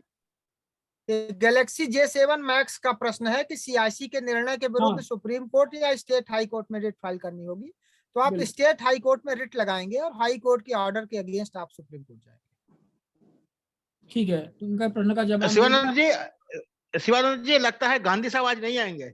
नहीं, गांधी साहब आज शायद किसी फ्रेंड के जन्मदिन पर गए। तो हमारा जो सवाल है नित्यानंद सर से पूछ लेते हैं। हाँ आप पूछ लीजिए, लेकिन कुछ और प्रश्न ले लें आशीष जी, क्योंकि और लोगों ने हैंड रेज किए हुए हैं, तो बल्कि बाद में आपका लेते हैं, अंतिम में लेते हैं सर। आप कई प्रश्न हो गए हैं और जानकार आदमी है। आशीष कुमार गोपे, आपका क्या प्रश्न है? आशीष कुमार गोपे जी अपने आप को अनम्यूट कर लीजिए। हाँ प्लीज। हाँ सर, जैसे एक आरटीआई हम लगाए थे और वो पीआईओ 30 दिन में कोई जवाब नहीं दिया, तो हमने फिर अपील कर दिया उसमें फर्स्ट अपील करने के बाद फर्स्ट अपीलेट अथॉरिटी को वो जवाब भेजता है वो पीआईओ, और वो फर्स्ट अपीलेट अथॉरिटी उसी चीज को उद्धृत करके भेज दे रहा है हमारे पास और कह रहा है कि आप अगर संतुष्ट नहीं है तो आप सेकंड अपील कीजिए सीआईसी में। तो और जवाब भी है उटपटांग है, हम जो मांग रहे हैं उससे विपरीत है। तो इस स्थिति में क्या करना चाहिए? सीआईसी में जाना चाहिए, फर्स्ट अपील करना चाहिए? हमको लगता है फर्स्ट अपील ही करना ज्यादा बेटर होगा। नहीं तो जब आपने फर्स्ट अपील कर दी इसके बाद लोक सूचना अधिकारी ने आपको जानकारी दी है? नहीं, लोक सूचना पदाधिकारी जानकारी नहीं दिया, वो उसी लोक सूचना पदाधिकारी ने फर्स्ट अपील अथॉरिटी को जो उनको हियरिंग के लिए साथ बुलाया होगा, तो उन्होंने उसके जवाब को उद्धृत करके अपने लेटर में भेजा और अपील निष्पादित कर दिया उसी के मार्फत, उसी पत्र के मार्फत। ठीक है, तो अब उसकी आप सेकंड अपील कर लीजिए। सेकंड अपील में सारी बातें रखिए कि एक तो आपको डिले से इंफॉर्मेशन दी है, 30 दिन के अंदर इन्होंने इंफॉर्मेशन नहीं दी, और जो इंफॉर्मेशन दी है वो भी अपात्र है, अपुष्ट है और गलत इंफॉर्मेशन है। इस आधार पे आप सेकंड अपील कर लीजिए। लेकिन वही हम कंफ्यूजन में है कि एक्ट कहता है सर अगर उस जवाब से संतुष्ट नहीं है तो फर्स्ट अपील कीजिए। अरे ठीक है, मैंने आपसे अभी भी कहा कि अगर 30 दिन में आपको जानकारी नहीं मिली तो वो डीम्ड रिफ्यूजल माना जाएगा।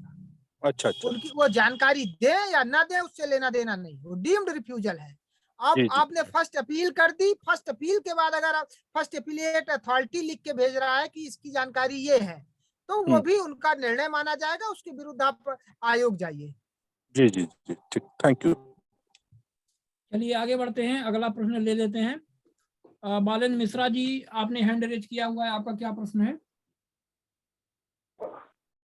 वीडियो अपना वॉइस चालू कर लीजिए।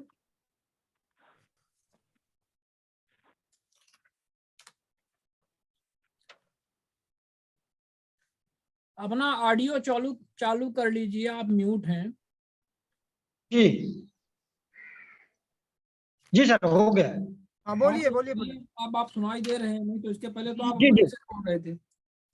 जी प्रणाम द्विवेदी जी। हाँ जी प्रणाम। जी नित्यानंद जी भी को प्रणाम। सर मैं ये जानना चाहता हूँ, मैंने एक भ्रष्टाचार के खिलाफ सीओ कलेक्टर के यहाँ सभी के यहाँ शिकायत दर्ज किया था, और मैंने एक मतलब उसी से फिर आरटीआई लगाया, जानकारी लेना चाहा। अब उन्होंने आरटीआई में जानकारी नहीं दिया। अब मैं साक्ष्य अधिनियम धारा 1976 को अगर लगाता हूं तो उसमें क्या मैं लगा सकता हूं? और वो कितने दिन में उसमें कितने दिन में निराकरण किया जाता है? क्या साक्ष्य अधिनियम के तहत क्या चाहते हैं आप? मैं मतलब वहाँ रिकॉर्ड लेकर के जो भ्रष्टाचार किया है उनके द्वारा, तो मैं उसका रिकॉर्ड लेकर के पूरा उनके द्वारा, और उसको मैं फिर कोर्ट जाना चाहता हूँ। तो कोर्ट में मेरे को नहीं, तो फिर उसके लिए उपरोक्त जो उपयुक्त फोरम है वो सूचना का अधिकार अधिनियम के तहत आप आवेदन आपने लगाया था। अगर जानकारी आपको नहीं मिली तो प्रथम अपील करिए, द्वितीय अपील करिए। सूचना आयोग आपके लिए उपयुक्त रहेगा, वहां से आपको जानकारी मिल जाएगी, रिकॉर्ड मिल जाएगा। वो तो मैं कर चुका। अब मैं ये चाहता हूँ रिकॉर्ड की, क्योंकि वहां तो काफी समय लगेगा और रिकॉर्ड की मुझे बहुत आवश्यकता है, तो मैं धारा 76 को इस्तेमाल कर सकता हूँ कि नहीं, साक्ष्य अधिनियम को इस्तेमाल कर सकता हूँ या नहीं? देखिए, किस ऑफिस का मामला है ये बताइए। ये ग्राम पंचायत का है। ग्राम पंचायत का मामला है। देखिए, धारा 76 का बेसिकली उपयोग उन ऑफिसर्स में होता था जहां पे कैसी कोई व्यवस्था नियत कर दी गई थी कि आप पैसा जमा करके ये रिकॉर्ड आप प्राप्त कर सकते हैं, शासकीय दस्तावेज। और ग्राम पंचायतों के स्तर पर इन कानूनों का पालन नहीं हो रहा है। आप आयोग जाइए, वो ज्यादा उचित है आपके लिए। जी, आयोग तो मैं जाऊंगा। अच्छा, एक चीज और पूछना चाहता हूँ, मैंने आपसे फोन पर बात भी किया था नित्यानंद जी। मैंने धारा 18 के तहत, क्योंकि इन्होंने मेरे को नहीं दिया था, जानकारी नहीं दी, और मुझे अपीली अधिकारी का प्रावधान के अनुसार उन्होंने नहीं बताया, मैंने प्रथम अपील नहीं कर पाया, तो मैंने धारा 18 का संज्ञान में लिया और धारा 18 के तहत शिकायत किया आयोग को। तो क्या वो मान्य होगा या कि मेरा उसमें कार्रवाई नहीं हो पाएगी? क्योंकि मैंने धारा 18 में आपको सिर्फ पेनाल्टी इम्पोज होती है, जानकारी प्रोवाइड नहीं होती। तो प्लांटी ही तो लगाएंगे ना सर, हमारा काम है जागरूक, मतलब जागरूकता लाना भाई। तो पेनाल्टी आयोग, अगर आपके मामले को आयोग पाता है कि उसमें मेरिट है, तो आपके खिलाफ, आपके मामले में निश्चित तौर पे कार्रवाई होगी। भाई दंड लगेंगे तभी तो सुधरे, क्योंकि कोई भी जानकारी मांगो, जानकारी देने से ये बचते हैं, जानकारी नहीं दिया जाता। और आयोग के शरण में जी, ये सत्य और असत्य की, धर्म और अधर्म की लड़ाई आदिकाल से चल रही है, और ये निरंतर चली है, निरंतर चलती रहेगी। तो इसलिए ये कोई अप्रत्याशित घटना नहीं है कि वो जानकारी छुपाने का प्रयास कर रहे हैं, ये तो नॉर्मल कोर्स है।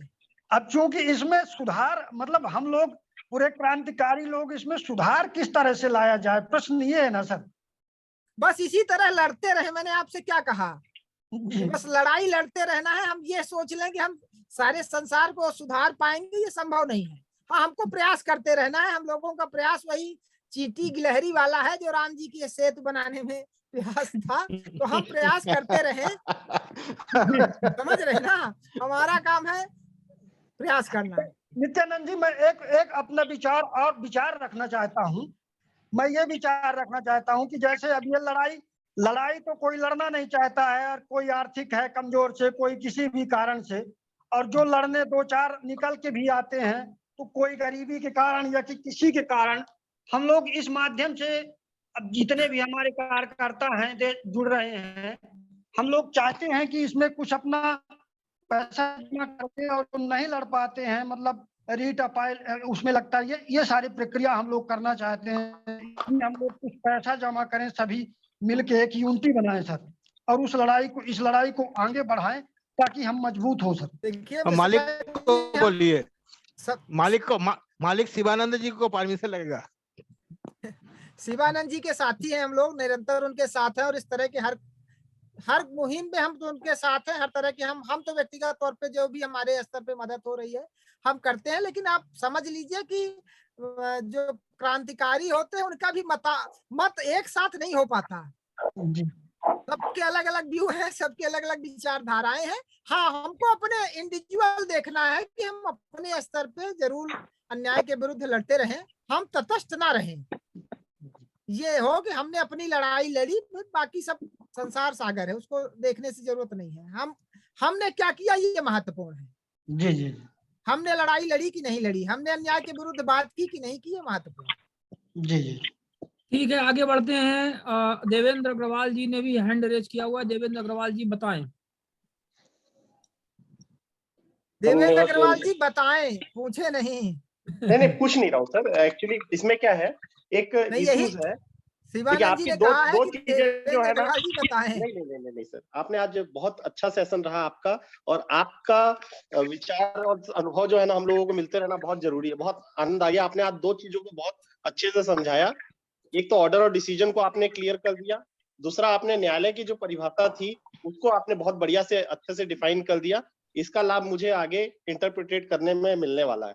एक छोटी सी जो है ना इंटरप्रिटेशन के लिए एक आपकी सहायता बस चाहिए, आप उसमें मेरी सहायता बहुत अच्छे से कर सकते हैं ऐसा लग रहा है।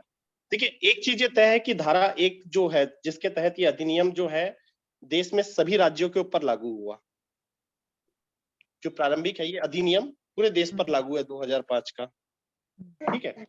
इसके बाद जो है परिभाषा 2A में एप्रोप्रिएट गवर्नमेंट के जरिए से केंद्र सरकार और राज्य सरकार को अलग अलग कर दिया गया, ठीक है। उसके बाद आगे की परिभाषा में केंद्रीय सूचना आयोग और राज्य सूचना आयोग को अलग अलग कर दिया गया एप्रोप्रिएट गवर्नमेंट के हिसाब से, जो उसकी हिरार्की में आएंगे। फिर इसमें यह बताया गया कि सेक्शन 27 में एप्रोप्रिएट गवर्नमेंट अपने क्रियान्वयन के लिए नियम बना सकती है राजपत्र में प्रकाशित करके। नित्यानंद जी, हाँ मैं सुन रहा हूँ सर, बोलिए ना। तो अब मैं ये जानना चाहता हूँ इसमें क्या हम जब सेक्शन 27 का इस्तेमाल करके केंद्र सरकार, मतलब जो केंद्र सरकार की एप्रोप्रिएट गवर्नमेंट है, अपने हिरार्की के लिए अगर कोई नियम बनाती है तो वो क्या स्टेट के लिए भी लागू हो जाएगा, या स्टेट के जो बने हुए नियम है वही सिर्फ स्टेट के लिए लागू होंगे? मैं अधिनियम की बात नहीं कर रहा हूँ, मैं बात कर रहा हूँ नियम की जो 27 के अंतर्गत बनाए गए हैं। क्योंकि अगर 27 में दोनों को अधिकार है रूल्स बनाने का, एप्रोप्रिएट गवर्नमेंट तो दोनों ना है। हाँ ठीक है, लेकिन क्या दोनों गवर्नमेंट के जो रूल्स बनेंगे वो प्रभावी होंगे कि? देखिए होता क्या है कि ये शेड्यूल 3 जो है अपना उस पे संविधान में जो है सूची 3 है, तो ये राज्य और केंद्र दोनों जिन विषयों पे कंकरेंट लिस्ट का विषय हो गया ये, तो इस पे राज्य और केंद्र दोनों नियम बना सकते हैं। तो राज्य का जो नियम होगा वो केंद्र के नियम के विपरीत नहीं होगा। सर फिर से आप समझिएगा, अधिनियम तो जैसा का जैसा है वो सब पर लागू है। हाँ ठीक है, वो केंद्र सरकार हो चाहे राज्य सरकार हो, इसके लिए हमें कोई डाउट नहीं है और इस पर मेरी कोई चर्चा नहीं है। मेरा कहना सिर्फ ये है कि जो 27 में जो एप्रोप्रिएट गवर्नमेंट की बात आई है, जिसको इसने परिभाषित किया है 2A में, जहाँ पे इसने बोल दिया है कि केंद्र सरकार अलग होगी, राज्य सरकार अलग होगी। उसके आगे बोल दिया कि केंद्रीय सूचना आयोग अलग होंगे, राज्य सूचना आयोग अलग होंगे, केंद्रीय जन सूचना अधिकारी अलग होंगे, राज्य जन सूचना अधिकारी अलग होंगे। ठीक है। तो जब राज्य जन सूचना अधिकारी के पास कोई एप्लीकेंट आवेदन लगाता है तो क्या राज्य जन सूचना अधिकारी केंद्र सरकार के बनाए गए नियम, अधिनियम नहीं, नियम जो 27 के अंतर्गत बने हो, क्या उसका आलंबन ले सकता है, क्या उसका यूज कर सकता है? देखिए अब स्टेट में तो स्टेट के ही रूल्स एप्लीकेबल होंगे, स्टेट में स्टेट के लगे, क्योंकि दोनों को उसने अलग अलग फिल्टर कर दिया है। दोनों को अलग अलग अधिकार दिए हैं, दोनों को अलग अलग अधिकार दिए हैं, तो दोनों अलग अलग अपने कानून बना सकते हैं, फीस स्ट्रक्चर को बना सकते हैं। हाँ, लेकिन जो रूल्स बनेंगे वो एक्ट की मूल भावना के विपरीत के नहीं बनने चाहिए। वो हम रूल की उसकी मैं समझ गया, आपकी बात समझ गया। स्टेट के मैटर में स्टेट के रूल्स प्रिवेल करेंगे और सेंट्रल के मामले में सेंट्रल के रूल्स प्रिवेल करेंगे। क्योंकि केंद्र के प्राधिकरण केंद्र के द्वारा संचालित होते हैं, राज्य के प्राधिकरण राज्य के द्वारा संचालित होते हैं, तो दोनों के बनाए हुए नियम दोनों के उसमें अलग अलग सेपरेट यूज होंगे। हाँ सेपरेट यूज होगा, दोनों अलग अलग एप्लीकेबल होंगे। तो फिर जब डीओपीटी कोई नियम बनाता है, जब डीओपीटी कोई नियम बनाता है अपने केंद्र सरकार के उसके लिए, तो राज्य सरकार उस नियम को क्यों मानती है? उसको रेफरेंस ले तो अलग बात है, उस नियम को अब एक बात ये कि एक ये मानिए कि एक डिसिप्लिन टाइप का है कि भाई सेंट्रल गवर्नमेंट ने कोई रूल्स बना दिए हैं तो हम भी उसको एज इट इज अडॉप्ट कर लेती है, गवर्नमेंट भी अडॉप्ट कर लेती है, लेकिन जब तक उसको अडॉप्ट नहीं करती तब तक वो बाध्यकारी नहीं है। ठीक है, मतलब राज्य सरकार भी अगर कोई नियम बना रही है, हाँ। जितनी अधिसूचनाएं या परिपत्र जारी करके नियम बना रही है, वो जब तक राजपत्र में प्रकाशित नहीं है, जब तक वह भी नियम नहीं है। निश्चित तौर पर। लेकिन हजारों परिपत्र और हजारों अधिसूचना इन 10-20 अब वो सालों में जारी एग्जीक्यूटिव हुए ऑर्डर्स हैं। होते हैं। देखिए रूल्स में भी प्रोविजंस बनाए जाते हैं कि इस सब धारा 4 के लिए, धारा 3 के लिए एग्जीक्यूटिव ऑर्डर्स निकाले जाएंगे, तो वो एग्जीक्यूटिव ऑर्डर्स निकलते हैं फिर उसके परिप्रेक्ष्य में। तो जो एग्जीक्यूटिव ऑर्डर्स हैं वो जनता के ऊपर प्रभावी कैसे होंगे जब तक राजपत्र में नहीं आएगा? क्योंकि राजपत्र का मतलब ही है जनता तक पहुंचा देना ये नियम कानून को।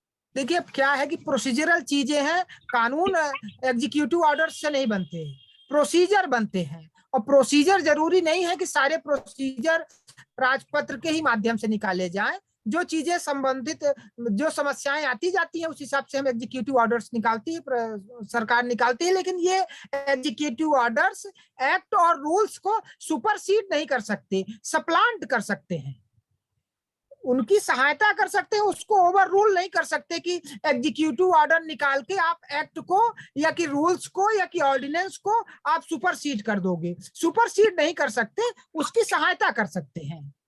क्योंकि मेरा जो अभी जो एक मामला चल रहा है, मैं इस मामले के अंतर्गत में इस चीज को लेके मैं आपको एक जजमेंट भी दूंगा इसी पॉइंट पे, है कि सुप्रीम कोर्ट का जजमेंट है कि एग्जीक्यूटिव ऑर्डर्स निकाल के आप एक्ट, ऑर्डिनेंस, रूल्स को सुपरसीड नहीं कर सकते। मिश्रा जी ऑर्डर भेजिएगा, ग्रुप में भेजिएगा और हमें भी भेजिएगा, इंपॉर्टेंट ऑर्डर है। मैं भेजूंगा आपको ऑर्डर। कॉन्स्टिट्यूशन का जो आर्टिकल 12 है, जहाँ पे विधि को डिफाइन किया गया है, वहां पर तो सारे अधिसूचना पत्र, मेमो, ऑर्डर सबको जो है लॉ मान लिया गया है, विधि मान ली गई है। हाँ, माना गया। तो अब अगर उसको करते हैं तो फिर वो भी हमारे लिए एक मुश्किल खड़ी करती है। नहीं, मैं रुकिए आपको एक जजमेंट देता हूँ। ऐसा नहीं है, सब रूल्स हैं, सही है, लेकिन सबकी अपनी अपनी वैलिडिटी है, सबकी अपनी हायरार्ची है। ऐसा नहीं है कि एक्ट को ऑर्डिनेंस या कि रूल्स सुपरसीड कर देंगे। आपको क्या लगता है कि अगर हम अपने केस में, देवेंद्र जी एक मामला अभी मैं थोड़ा सा ध्यान आकर्षण करवाना चाहूंगा। आप जिस मामले को लेकर के हाई कोर्ट में पिटीशन डाले हैं, जिसमें लोकल इलेक्शंस को लेकर के त्रिस्तरीय पंचायतों के जनप्रतिनिधियों के सार पत्र, शपथ पत्र वगैरह सार्वजनिक पोर्टल पर रखने के प्रावधान बनाए गए हैं, जिसमें सूचना आयोग का भी आदेश है। इसी तारतम्य में हम आपको बता दें कि अभी कुछ लोगों ने, मतलब ये बात हालांकि हमारे दिमाग में नहीं आई थी, लेकिन कुछ लोग इस बात को काफी लंबे अरसे से RTI लगा रहे थे। वो ये जानना चाह रहे थे कि चुनाव के दौरान जो चिन्हित मतदाता सूची होती है ना, जो चिन्हित मतदाता सूची होती है, जो पीठासीन अधिकारी चुनाव के बाद हर एक पोलिंग बूथ में ये करते हुए करता है कि इन मतदाताओं ने आकर के वोट डाल दिया, उसको टिक मार करता जाएगा, अंत में उसको फाइनलाइज करके अपना सील मोहर लगा करके हस्ताक्षर कर करके उसको रख देता है कि हाँ अभी इतने लोगों ने मतदान किया है। ये होती है चिन्हित मतदाता सूची। चिन्हित मतदाता सूची के विषय में लोगों ने RTI लगाया। वो जानना चाह रहे थे कि भाई जो मतदान हुए हैं, जो मतदाता हैं, वो चिन्हित मतदाता वो कौन से हैं? कोई मृतक तो नहीं है, कोई दूसरे पंचायत या दूसरे कहीं क्षेत्र का तो नहीं है जो कहीं और भी मतदान किया है और यहाँ भी मतदान कर रहा है। इस उद्देश्य से वो चिन्हित मतदाता सूची मांगना चाह रहे थे। तो जो यहाँ के रिटर्निंग ऑफिसर, सहायक रिटर्निंग ऑफिसर, तहसीलदार वगैरह होते हैं तहसील स्तर के, उन्होंने इसको देने से मना कर दिया और ये कहा कि वो सीलबंद लिफाफे में है, जो किसी सक्षम में बिल्कुल सेम प्रक्रिया वैसे ही जैसे शपथ पत्र और सार पत्र की जानकारी देने के लिए जो उन्होंने तरीका अपनाया था, वही यहाँ भी कह दिया कि वो किसी सक्षम न्यायालय के आदेश के बाद ही दिया जा सकता है। सीलबंद लिफाफे में पैक्ड है, पता नहीं कहाँ पैक्ड है, और वो लॉक लगा हुआ है। अब हमने भी, जब हमें पता चला, हमने भी RTI लगाई, हमने RTI लगाई, 2 पंचायतों की हमने भी मांगी। तो उन्होंने एक पत्र भी जारी किया है जो अपने जिला निर्वाचन अधिकारी को किया है, जो ADM होता है। बेसिकली ADM से उन्होंने मार्गदर्शन चाहा है। वो कह रहे हैं कि ADM अब ये बताएं कि क्या ये दिया जाना चाहिए। तो मैंने उनको कहा, लोक सूचना अधिकारी को हमने कहा कि आप ये बताइए कि उन्होंने एक हमें प्रपत्र दिखाया जो सर्कुलर टाइप का है, जो विभागीय सर्कुलर, जिसे आप एग्जीक्यूटिव ऑर्डर की बात कर रहे हैं, एग्जीक्यूटिव सर्कुलर है, जिसमें जो हीरालाल त्रिवेदी थे, उस समय सूचना आयुक्त भी रह चुके हैं वो कुछ समय के लिए, और उस समय शायद निर्वाचन आयोग में भी कोई हुआ करते थे, वो उप निर्वाचन आयुक्त या जो भी हुआ करते थे। तो उन्होंने एक सर्कुलर 2006 में जारी किया था, उसमें उन्होंने कुछ चीजों को, जैसे बैलेट पेपर होते हैं जो बच जाते हैं, जैसे मतदान होते समय जो बैलेट पेपर कुछ बच जाते हैं उनको, प्लस उन्हीं सीरीज में चिन्हित मतदाता सूची को भी उन्होंने कहा था कि ये जानकारियां आरटीआई से भी नहीं दी जा सकती, मतलब आरटीआई से कौन कौन जानकारी दी जा सकती है, आरटीआई से कौन कौन नहीं दी जा सकती, तो उन्होंने इसको न देने के लिए कहा था। लेकिन मैंने यहाँ पे इन लोगों को ये कहा कि आप लोग अपने ही दिमाग से बताइए कि चिन्हित मतदाता सूची आप दे दोगे तो कौन से सीक्रेसी का वायलेशन हो जाएगा, क्योंकि अब जब मतदान होता है तो आज हम जानते हैं कि वीडियो कैमरा लगा रहता है, सीसीटीवी रिकॉर्डिंग होती है, हर तरह से होता है, तो ये हर व्यक्ति को पता है मतदान केंद्र में कि कौन कौन व्यक्ति मतदान केंद्र के अंदर जा रहा है और कौन कौन मतदान दे करके बाहर निकल रहा है। तो ये सारी जानकारी जब ऑलरेडी पता है, सबको पता है, वो छुपाई नहीं जा सकती है, कोई सीक्रेट आप नहीं करवा रहे हो, तो उन स्थितियों में आप कैसे कह सकते हो कि ये सीक्रेट चीज है और इसमें सक्षम न्यायालय की क्या जरूरत है। तो हमने उनको यही कहा है, उन्होंने हालांकि अभी मार्गदर्शन चाहा हुआ है, तो ये दिक्कतें आ रही है। तो अब बताइए, जब आप सर्कुलर की बात कर रहे थे तो विभागीय सर्कुलर इन्होंने इस तरह से बना दिया अपना एग्जीक्यूटिव सर्कुलर, और उसको आधार बना करके ये इस तरह से लोगों को और मतलब ऐसी जानकारियां जिसमें ये पता चल जाएगा भाई कि मतदान देने वाला कोई मृतक है, तो ट्रांसपेरेंसी आएगी तो मतदान में व्यवस्था ही अच्छी बनेगी, भाई ऐसे लोगों को अगली बार से मतदान करने से रोका जाए जो मृतक के नाम पर दे रहे हैं, या ऐसे लोग जो 2-3 जगह, एक ही व्यक्ति 2-3 जगह मतदान दे रहा है, तो ये काफी महत्वपूर्ण है। तो देवेंद्र अग्रवाल जी, ये भी एक बिंदु है जो उसी दिशा में है कि मतलब ये जो विभागीय सर्कुलर इनके जारी होते हैं, एकदम बहुत देखिए इसमें एक जजमेंट है शिवानंद जी, इसमें एक जजमेंट है Santram Sharma versus state of Rajasthan and other. इसमें है कि executive instructions are subservient to the statutory rules, they can supplement them but not supplant them. ये 1967 का ऑर्डर है। इसके बाद इस पे इसी पॉइंट पे कई जजमेंट हुए, एक 2013 का 16 SC 147 भी है कि competent authority cannot issue orders, office memorandum, executive instruction in contravention of statutory rules, Union of India versus Ashok Kumar Agarwal. तो ये उसको सप्लीमेंट कर सकते हैं, सप्लांट नहीं कर सकते एग्जीक्यूटिव इंस्ट्रक्शंस। और मैंने उनको यही बताया, हमने कहा कि साहब ऐसा है कि 2005 में जो आरटीआई एक्ट आया तो उसमें स्पष्ट तौर पर लिखा हुआ है कि ये एक्ट सभी को ओवरराइड करेगा, ओवरराइडिंग इफेक्ट रखेगा। तो आप ये बताइए कि जब ओवरराइडिंग इफेक्ट रखेगा तो यदि कोई अधिनियम भी है उस पर भी ओवरराइडिंग इफेक्ट रखेगा, तो ये तो आपका एग्जीक्यूटिव ऑर्डर है, एग्जीक्यूटिव सर्कुलर है। अब आप कोई विभाग का सर्कुलर निकाल करके किसी आरटीआई कानून को ऐसे थोड़ी ना आप मतलब कर सकते हैं, साइड में कर सकते हैं। तो हालांकि हमने उसकी अपील की हुई है, वो मिलेगी, जानकारी नहीं मिलेगी तो हम वही व्यवस्था पूरे मध्य प्रदेश में लागू करवाएंगे। इसके लिए भी आयोग में जब जाएंगे तो हम एक ऑर्डर दिलवा देंगे और मतलब आग्रह करेंगे कि ऐसा ऑर्डर दें राहुल सिंह जी। और एक यहाँ का मध्य प्रदेश का भी ऑर्डर है Shivanand sir, CL Verma versus state of Madhya Pradesh, statutory rule will prevail over administrative orders. Okay, तो ये सब शेयर कर लीजिएगा आप, आवश्यक रहेंगे तो हमारे ग्रुप में भी जो हमारे सदस्य हैं उनके लिए भी काफी इंपॉर्टेंट रहेगा, क्योंकि कई बार ऐसे इस तरह से लोग भ्रमित कर देते हैं, जो लोग सूचना अधिकारी होते हैं और जो उनके दायित्व वाले होते हैं, पदेन दायित्व वाले जो लोग होते हैं वहाँ पर जो हायर ऑफिशियल होते हैं, तो इस तरह से वो दिक्कत कर देते हैं। तो ठीक है देवेंद्र जी, आगे बढ़े ना, आपका हो गया बात। इसमें बस मैं इतनी बात पूछना चाह रहा था नितिन भाई से कि ये जो नियम है सर, अगर हम इस पर काम करें तो हम सिर्फ इतनी ही बात करें कि जो राजपत्र में प्रकाशित है हम उसी नियम को मानेंगे, जो स्टेट्स का है उसी को मानेंगे। अगर वो contravention to the statutory rules है तब। अच्छा भाई, जो अगर मान लीजिए कोई रूल बना हुआ है, कोई एक्ट बन गया है और उस एक्ट के मनोदशा के हिसाब से ही एग्जीक्यूटिव ऑर्डर्स निकल रहे हैं तो ठीक है, लेकिन अगर उस एक्ट की जो मूल भावना है उसके विपरीत आपने एग्जीक्यूटिव ऑर्डर्स निकाल दिए हैं तो वो फिर गलत है और वो उसके को ओवरराइड इफेक्ट नहीं रखेंगे। नहीं, क्या है कि बहुत सारे ऑर्डर्स हैं DOPT के जो मतलब बहुत ही घटिया और अमान्य है। अब इन सारे ऑर्डर्स को अलग अलग चैलेंज करना पॉसिबल नहीं है, तो हमने एक ही विचार बनाया था कि अगर इसका कोई जरिया होता कि इन सारे ऑर्डर्स को हम अपने ऊपर इम्प्लीमेंट होने से ही रोक दें, चाहे फायदे के हो चाहे नुकसान के हो, क्योंकि ये नहीं रोक सकते आप सिर्फ इस आधार पे कि इस एग्जीक्यूटिव ऑर्डर्स गलत निकाल दिए गए हैं, आप सारे ऑर्डर्स को पेश करने की मांग नहीं कर सकते। तो मैं यही तो पूछना चाह रहा हूँ कि भाई केंद्र सरकार के जो बनाए गए नियम है 27(1) में, वो राज्य सरकार पर किस आधार पर लागू होंगे जब इसको दोनों को अलग अलग कर दिया है? क्या राज्य सरकार के मामले एक राज्य सरकार को लेगा स्पेशल, क्या या चीज? तो राज्य सरकार एक ऑर्डर पास करे कि डीओपीटी ने जो आदेश, ये आदेश जारी किया है, हम इसको एक्सेप्ट करते हैं, तब वो एप्लीकेबल होगा, तब वो एप्लीकेबल होगा। नहीं, नियमतः वो एप्लीकेबल नहीं है हमारे ऊपर। अच्छा, 29 जो है एक बात और बोलती है कि जो भी नियम बनाए जाएंगे वो नियम राज्य या केंद्र सरकार, सॉरी केंद्रीय सरकार में रखे जाना आवश्यक है। 29 तो अगर क्या ये भी नहीं हो रहा है, फुलफिल नहीं हो रहा है, इसी तरीके से 29 का 2 राज्य सरकार के लिए भी वैसी ही बात कह रहा है। ये स्टेट लेजिस्लेचर के संबंध रखे जाएंगे, हाँ, मतलब पार्लियामेंट में रखे जाएंगे जी। तो मतलब अगर रखे नहीं जा रहे हैं तब, क्योंकि अगर राजपत्र में, तो राजपत्र तो कई सारे प्रकाशित हुए, लेकिन वो तो लेजिस्लेचर्स में या संसद में नहीं रखे गए। वो रूल्स नहीं है, वो एग्जीक्यूटिव ऑर्डर्स हैं साहब। नहीं, तो राजपत्र में जो प्रकाशित है उसको तो, रूल्स को तो नियम मानेंगे ना, क्योंकि 27(1) तो राजपत्र अगर वो नहीं कर रहे हैं तो गलत है, वो अगर नहीं कर रहे हैं तो गलत है, वो गलत है। Thank you sir.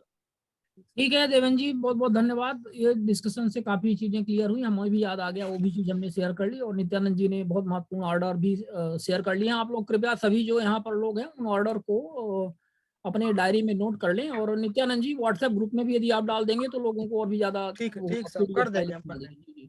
तो आगे बढ़ते हैं। सुधांशु कुमार जी, आपका क्या प्रश्न है? अपने आप को अनम्यूट करके पूछे।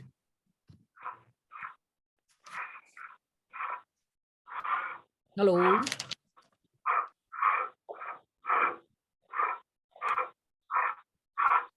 केएम भाई जी, आप भी जुड़े हुए हैं। केएम भाई जी सुन पा रहे हैं?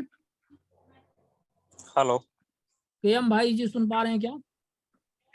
हेलो, आप बोलिए आप। हाँ, सुधांशु कुमार जी प्लीज। हाँ, जैसे बोले सर, एक आरटीआई लगाना था, तो आरटीआई लगाने के लिए शुल्क भी लगता है? हाँ, 10 रुपया शुल्क, हर राज्य में अलग अलग शुल्क है। मध्य प्रदेश में 10 रुपया है। आप किस राज्य में हैं? बिहार। बिहार में भी शायद 10 रुपया ही है। तो जैसे ऑनलाइन साइट पर इसका देखे थे तो वहाँ तो 500 रुपया बता रहा था। ये देखना पड़ेगा। शिवानंद जी है जानकारी बिहार के विषय में? नहीं, मुझे तो नहीं लग रहा 500 रुपए कहीं भी लिया जा रहा है। वो हमें लगता है कहीं ये लोकल कोई देखे होंगे जो दलाली किस्म के लोग करते हैं कि आप 500 रुपए दो तो हम आपकी आरटीआई दायर कर देंगे, ऐसे वाले तो नहीं है। नहीं, ऑनलाइन साइट पर हम कर रहे थे। ऑनलाइन मेरे हिसाब से बिहार में भी व्यवस्था लागू नहीं है, आप ऑफलाइन ही फाइल कर दीजिए। सर वो कोई प्राइवेट प्लेटफॉर्म होगा, वो प्राइवेट प्लेटफॉर्म ने बना रखी बहुत सारे ऑनलाइन आरटीआई, वो रिसीव कर लेते फिर उसको फॉरवर्ड करते हैं वो अपने बिहार पे। ठीक करें। तो प्राइवेट प्लेटफॉर्म, प्राइवेट है, वो सरकारी नहीं है साहब। हाँ, तो है सर, कई 1000 रुपए 500 रुपए ऐसे प्राइवेट वेबसाइट है बहुत सारी। हाँ, तो इस बिहार की देख पा रहा हूँ, बिहार में नहीं है भाई। बिहार में तो भी 10 बता रहा है इसमें। हाँ बिल्कुल, और साथ अपील में भी वहाँ पे फीस नहीं लगती। हमारे एमपी में तो फिर भी ज्यादा अपील में लग रही है। आगे बढ़ते हैं। सुधांशु जी, आप इसको देख लीजिएगा, थोड़ा कंफर्म कर लीजिएगा, है ना? नहीं लगता है हमारे बिहार। एक मिनट देख के आपको बताता हूँ, मेरे पास बिहार का है, हालांकि मिल नहीं रहा अभी। यहाँ ये जुड़े हुए हैं। बिहार में सूचना के अधिकार की फीस डाल दें गूगल में यार, गूगल में तो सब आ जाता है, यूट्यूब, गूगल, तमाम।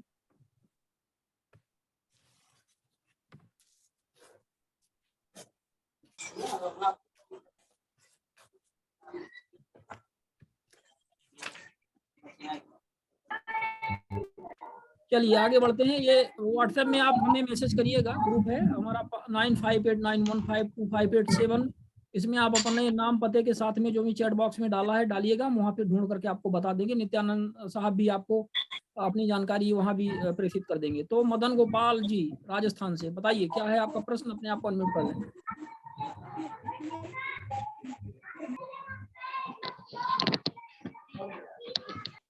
और हमारे जो अन्य साथी हैं वो आपको म्यूट करके रखें। हेलो, हाँ मदन गोपाल जी बताइए। सर मेरा एक प्रश्न मतलब था, मैंने अभी शुरू करा था, तो काफी मेरे जो लगाए हुए आर्टिकल ना उनमें वापस आ जाता है कि आपने प्रश्न के रूप में पूछा है। हाँ, प्रश्न मत पूछिएगा, वो बहुत हाई फाई समझते हैं ना, वो बड़े अधिकारी हैं, उनसे प्रश्न आप पूछने की हिम्मत कैसे हो गई आप? जैसे मान लो सर, वो हर मतलब जहाँ जहां उनको कोई लगता है रास्ता नहीं दिखता तो वो कह देते हैं कि ये प्रश्नात्मक में है, जबकि प्रश्न के रूप में पूछी गई सूचना तो सर उसके अंदर जो अपन कोई भी अभिलेख से मौजूदा जो उसके अभिलेख के अंदर मौजूद है वो ही मैं पूछता हूँ, लेकिन वो ये कह के कह देते हैं ये प्रश्नात्मक है। जब आपको कहें कि प्रश्न नहीं पूछ सकते तो आपको ये कहना चाहिए कि तुम्हारी हम अगले माह से पेमेंट बंद कर देंगे, आप टैक्स देना बंद कर देंगे, तुम्हें पेमेंट नहीं मिलेगी और तुम हमसे ऐसी बात नहीं कर सकते। इस तरह से आप लोग जवाब दिया करो, कम से कम मुंह से तो बोल दिया करो, फिर बाद में होगा जो होगा। नहीं सर, बाद में मेरे पास मतलब 5 से 7 ऐसे आए हुए हैं, उनमें मैं आगे में रास्ता नहीं मेरे को कोई सूझ रहा, तो मैं थोड़ा देखिए हम लोग एक दिन सेशन रखते हैं और हमारे जो एक्सपर्ट हैं आयुक्त महोदय लोग हैं उनसे हम लोग एक सेशन रखते हैं कि प्रश्न कैसे किए जाएं। हालांकि 1-2 बार सेशन हो चुका है, फिर हम इस विषय में एक प्रश्न सेशन रखेंगे और आप सबको बताएंगे कि प्रश्न किस तरह करना है। हाँ, आप लोगों को मैं एक तो पॉइंट बोल रहा हूँ। बिहार वाले जो पूछ रहे थे उसमें 10 रुपए ही है, मैंने देख लिया शेड्यूल 1 में है 10 रुपए ही है वहाँ पे। एक सर मैं ये चाह रहा था, जैसे उसमें ये नियम भी बनाया हुआ ना सर कि आप प्रश्नात्मक कोई भी अभिलेख से जुड़ा हुआ मौजूद मतलब अगर कुछ है प्रश्न के रूप में पूछी गई सूचना दी जानी चाहिए यदि उसका उत्तर अभिलेख में मौजूद है और वह लोक सूचना अधिकारी के पहुंच में है। देखिए मदन गोपाल जी, अब कोई ये पूछ ले, कोई आदमी ये पूछ ले कि इस बिल्डिंग को लगाने में इस बिल्डिंग को बनाने में कितना पैसा लगा है, ये कोई प्रश्न है? ये तो रिकॉर्ड की बात है। लेकिन अब ये है कि लोक सूचना अधिकारी इस तरह के बहानेबाजियां कर रहे हैं। नॉर्मल कोर्स में देखिए ऐसा है। नित्यानंद सर, मैं एक second with your permission, section 4(1)D में सवाल पूछ सकता है पीआईओ से, आप थोड़ा देख लीजिए सेक्शन 4(1)D। उसमें कई जजमेंट है आशीष नारायण जी की प्रश्नात्मक प्रश्न आप नहीं करेंगे, और उसमें कई जजमेंट ये भी है कि प्रश्नकर्ता की मूल भावना को देखना चाहिए। नियम तो ये है कि जब वो प्रश्न लगाए तो उस समय आप उसको सहायता प्रदान करो कि किस तरह से प्रश्न करे कि जिससे उसको जो वांछित जानकारी हो मिल जाए। हाँ, एक्चुअली टेक्निक यही है, एक मिनट, एक्चुअली टेक्निक यही है, आप व्हाई मत लगाइए, हाउ मत लगाइए, व्हाट मत लगाइए, ये वर्ड मत लगाइए, आप रीजन पूछिए। Please inform me the appropriate reason with file noting for the decision or quasi-judicial, administrative or quasi-judicial decision has been taken by you। आप ऐसा करके लिखिए तो आपको प्रश्नात्मक क्वेश्चन इंटरोगेटिव क्वेश्चन का वो जो लोग लफड़ा खड़ा करता है वो खड़ा नहीं कर पाएगा। एक्चुअली सेक्शन 4(1)D का ऊपर कोई भी ऑर्डर नहीं है कोई कोर्ट का। मेरे पास बहुत सा कोर्ट ऑर्डर है, सुप्रीम कोर्ट, हाई कोर्ट का बहुत सा ऑर्डर है, लेकिन सेक्शन 4(1)D में आज तक टिल टुडे कोई भी ऑनरेबल कोर्ट कोई ऑर्डर नहीं पास किया है कि नहीं बोला है ये इनफ्रक्चुअस है। लेकिन जब आप ड्राफ्ट करते हैं, ड्राफ्ट करने का टाइम आपको थोड़ा ध्यान रखना होगा, ड्राफ्ट थोड़ा सही ढंग से होना चाहिए, लिखने का तरीका सही ढंग से होना चाहिए। 4(1)D जो है वो उनके एडमिनिस्ट्रेटिव जो डिसीजन लिए हैं उसका रीजन देने की बात करते हैं। हाँ, वही हम बोल रहे हैं। 4(1)D देखिए वो दूसरा एक सुप्रीम कोर्ट का जजमेंट भी है कि रीजंस आर मस्ट। आपको कोई भी प्रशासनिक या अर्ध प्रशासनिक निर्णय लेना है, वही हम बोल रहे हैं, रीजन देना अनिवार्य है।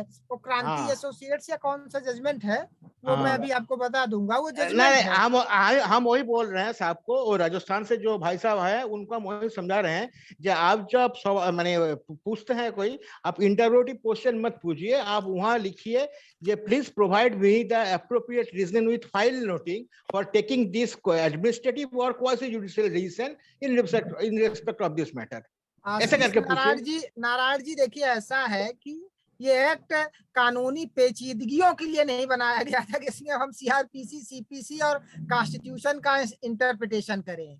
ये इस एक्ट की मूल भावना को समझते हुए अगर प्रश्न की जानकारी रिकॉर्ड में है तो लोक सूचना अधिकारी को देना चाहिए। और मैंने कई ऐसे डिसीजन पढ़े भी हैं कि माननीय सूचना आयुक्त महोदयों ने निर्णय दिया है कि आप ये जानकारी उपलब्ध कराइए, ये प्रश्नात्मक नहीं है। जैसे मैंने आपसे कहा कि अगर कोई पूछ ले कि इस फलानी रोड को बनाने में कितना पैसा लगा है, कि फलानी बिल्डिंग को बनाने में कितना पैसा लगा है, तो ये भी है तो प्रश्न ही, लेकिन ये प्रश्नात्मक नहीं है। जिस आवेदक ने आवेदन दिया है उसकी भावना को समझना चाहिए, उसकी एजुकेशनल क्वालिफिकेशन को समझना चाहिए। ये एक्ट पढ़े लिखे एडवोकेट्स के लिए नहीं है, पढ़े लिखे लोगों के लिए नहीं है। ये एक्ट देश की उस अंतिम जनता के लिए भी है जो पढ़ा लिखा नहीं है। हाँ तो इस वही हम तरह बोलना की चाहते हैं। जो ये ये थोड़ा बातें कर रहे हैं लोक सूचना अधिकारी करते हैं, निश्चित तौर पे हाँ। गलत है। और इसको माननीय आयुक्त महोदयों को मेरा ये मानना है कि उनको सही है, इसको सही है। डिप्रिसिएट करना चाहिए सर, और मैंने- पेनल्टी हाँ, हाँ। लगानी चाहिए इस तरह के मैटर और से। आयुक्त एकदम, आयुक्त महोदय लोग ऐसे हैं जो अच्छे आयुक्त महोदय भी माने जाते हैं, वो भी आम जनता को ही हड़काते रहते हैं सुनवाई के दौरान कि आपने ऐसा क्यों पूछ लिया, वैसा क्यों पूछ लिया, ऐसा किसी ने गांव का आदमी एक आरटीआई लगाना सीख गया है, हम लोग ये इतना सब कर रहे हैं, उसकी वजह से भी काफी मैंने वो आ लगाया रही है। सर। तो अभी गांव वाला व्यक्ति यदि गलती से ये पूछ लेता है कि आप हमें 2015 से लेकर के 2020 तक के पंचायत के समस्त कार्यों की जानकारी दे दीजिए। अब क्या गलत किया भाई, पंचायत में कितने कार्य होते हैं, 2 गांव होते हैं, 2 गांव में से बड़े मुश्किल से 25-50 कार्य होते हैं, उनके दस्तावेज कितने हो सकते हैं, तो उसको जानकारी दे दो। तो बोलते हैं ये हमारे जो वो सुप्रीम कोर्ट का 70-30 वाला जो आंकड़ा बता करके और बोल देते हैं कि हमारा समय खाएगा, धन खाएगा। और कई तो ऐसे लोग सूचना अधिकारी होते हैं ग्राम पंचायत स्तर पर जो कैलकुलेट करके देते हैं कि 500 रुपए प्रतिदिन के हिसाब से 15 दिन हमें जानकारी बनाने में लगेगा, तो 15-75-7500 रुपए आप जमा करिए, प्लस एडिशनल 5 रुपए प्रति पन्ने के हिसाब से फीस भी जमा करिए। मतलब अपना मेहनताना भी जोड़ रहे हैं। मेरे पास बहुत सारे ऐसे पत्र पड़े हुए हैं और पता नहीं आयुक्त महोदय लोग इस पर अब क्या कर रहे हैं, मतलब हमें तो कुछ समझ में नहीं आता। शिवानंद जी हमको थोड़ा मौका दे दीजिए। नहीं, आशीष नारायण ये मौका आपको नहीं मिलेगा सर, प्लीज दूसरे लोगों को प्लीज सर। ठीक है। रोशन पटेल जी आप प्रश्न करें। हाँ, रोशन पाटिल जी हैं। रोशन पाटिल जी आप नित्यानंद जी आप एक करके लोगों को ऐसे बुलाते जाइए प्लीज। हाँ, प्रश्न करें। आप बहुत उदार हैं शिवानंद जी, इतना टाइम नहीं देना चाहिए, मैं रोज क्लास कंडक्ट कराता हूँ, इतना टाइम नहीं। रोशन पाटिल जी से मैंने निवेदन किया है, बहुत सारे साथी हैं जो सब अपनी बात रखना चाहते हैं, इसलिए हमें। रोशन पाटिल जी आप प्रश्न करें। चलिए, रोशन पाटिल जी की कोई दिक्कत है तो अपन नीलेश राठौर के पास आ जाते हैं। नीलेश राठौर जी आपका क्या प्रश्न है? कौन? आप मिश्रा जी, शिवानंद जी को नमस्कार। आपको आवाज आ रही है? हाँ, आ रही है। नीलेश जी प्रश्न करें। सर मेरा सवाल ये है कि जब भी अपन आरटीआई आवेदन किसी ग्राम पंचायत में या कोई अन्य विभाग में डाक विभाग के द्वारा भेजते हैं, तो क्या उसमें अतिरिक्त लिफाफा लगाना चाहिए? यह नियम में है कि नहीं सर? नियम में तो है, रूल्स में है।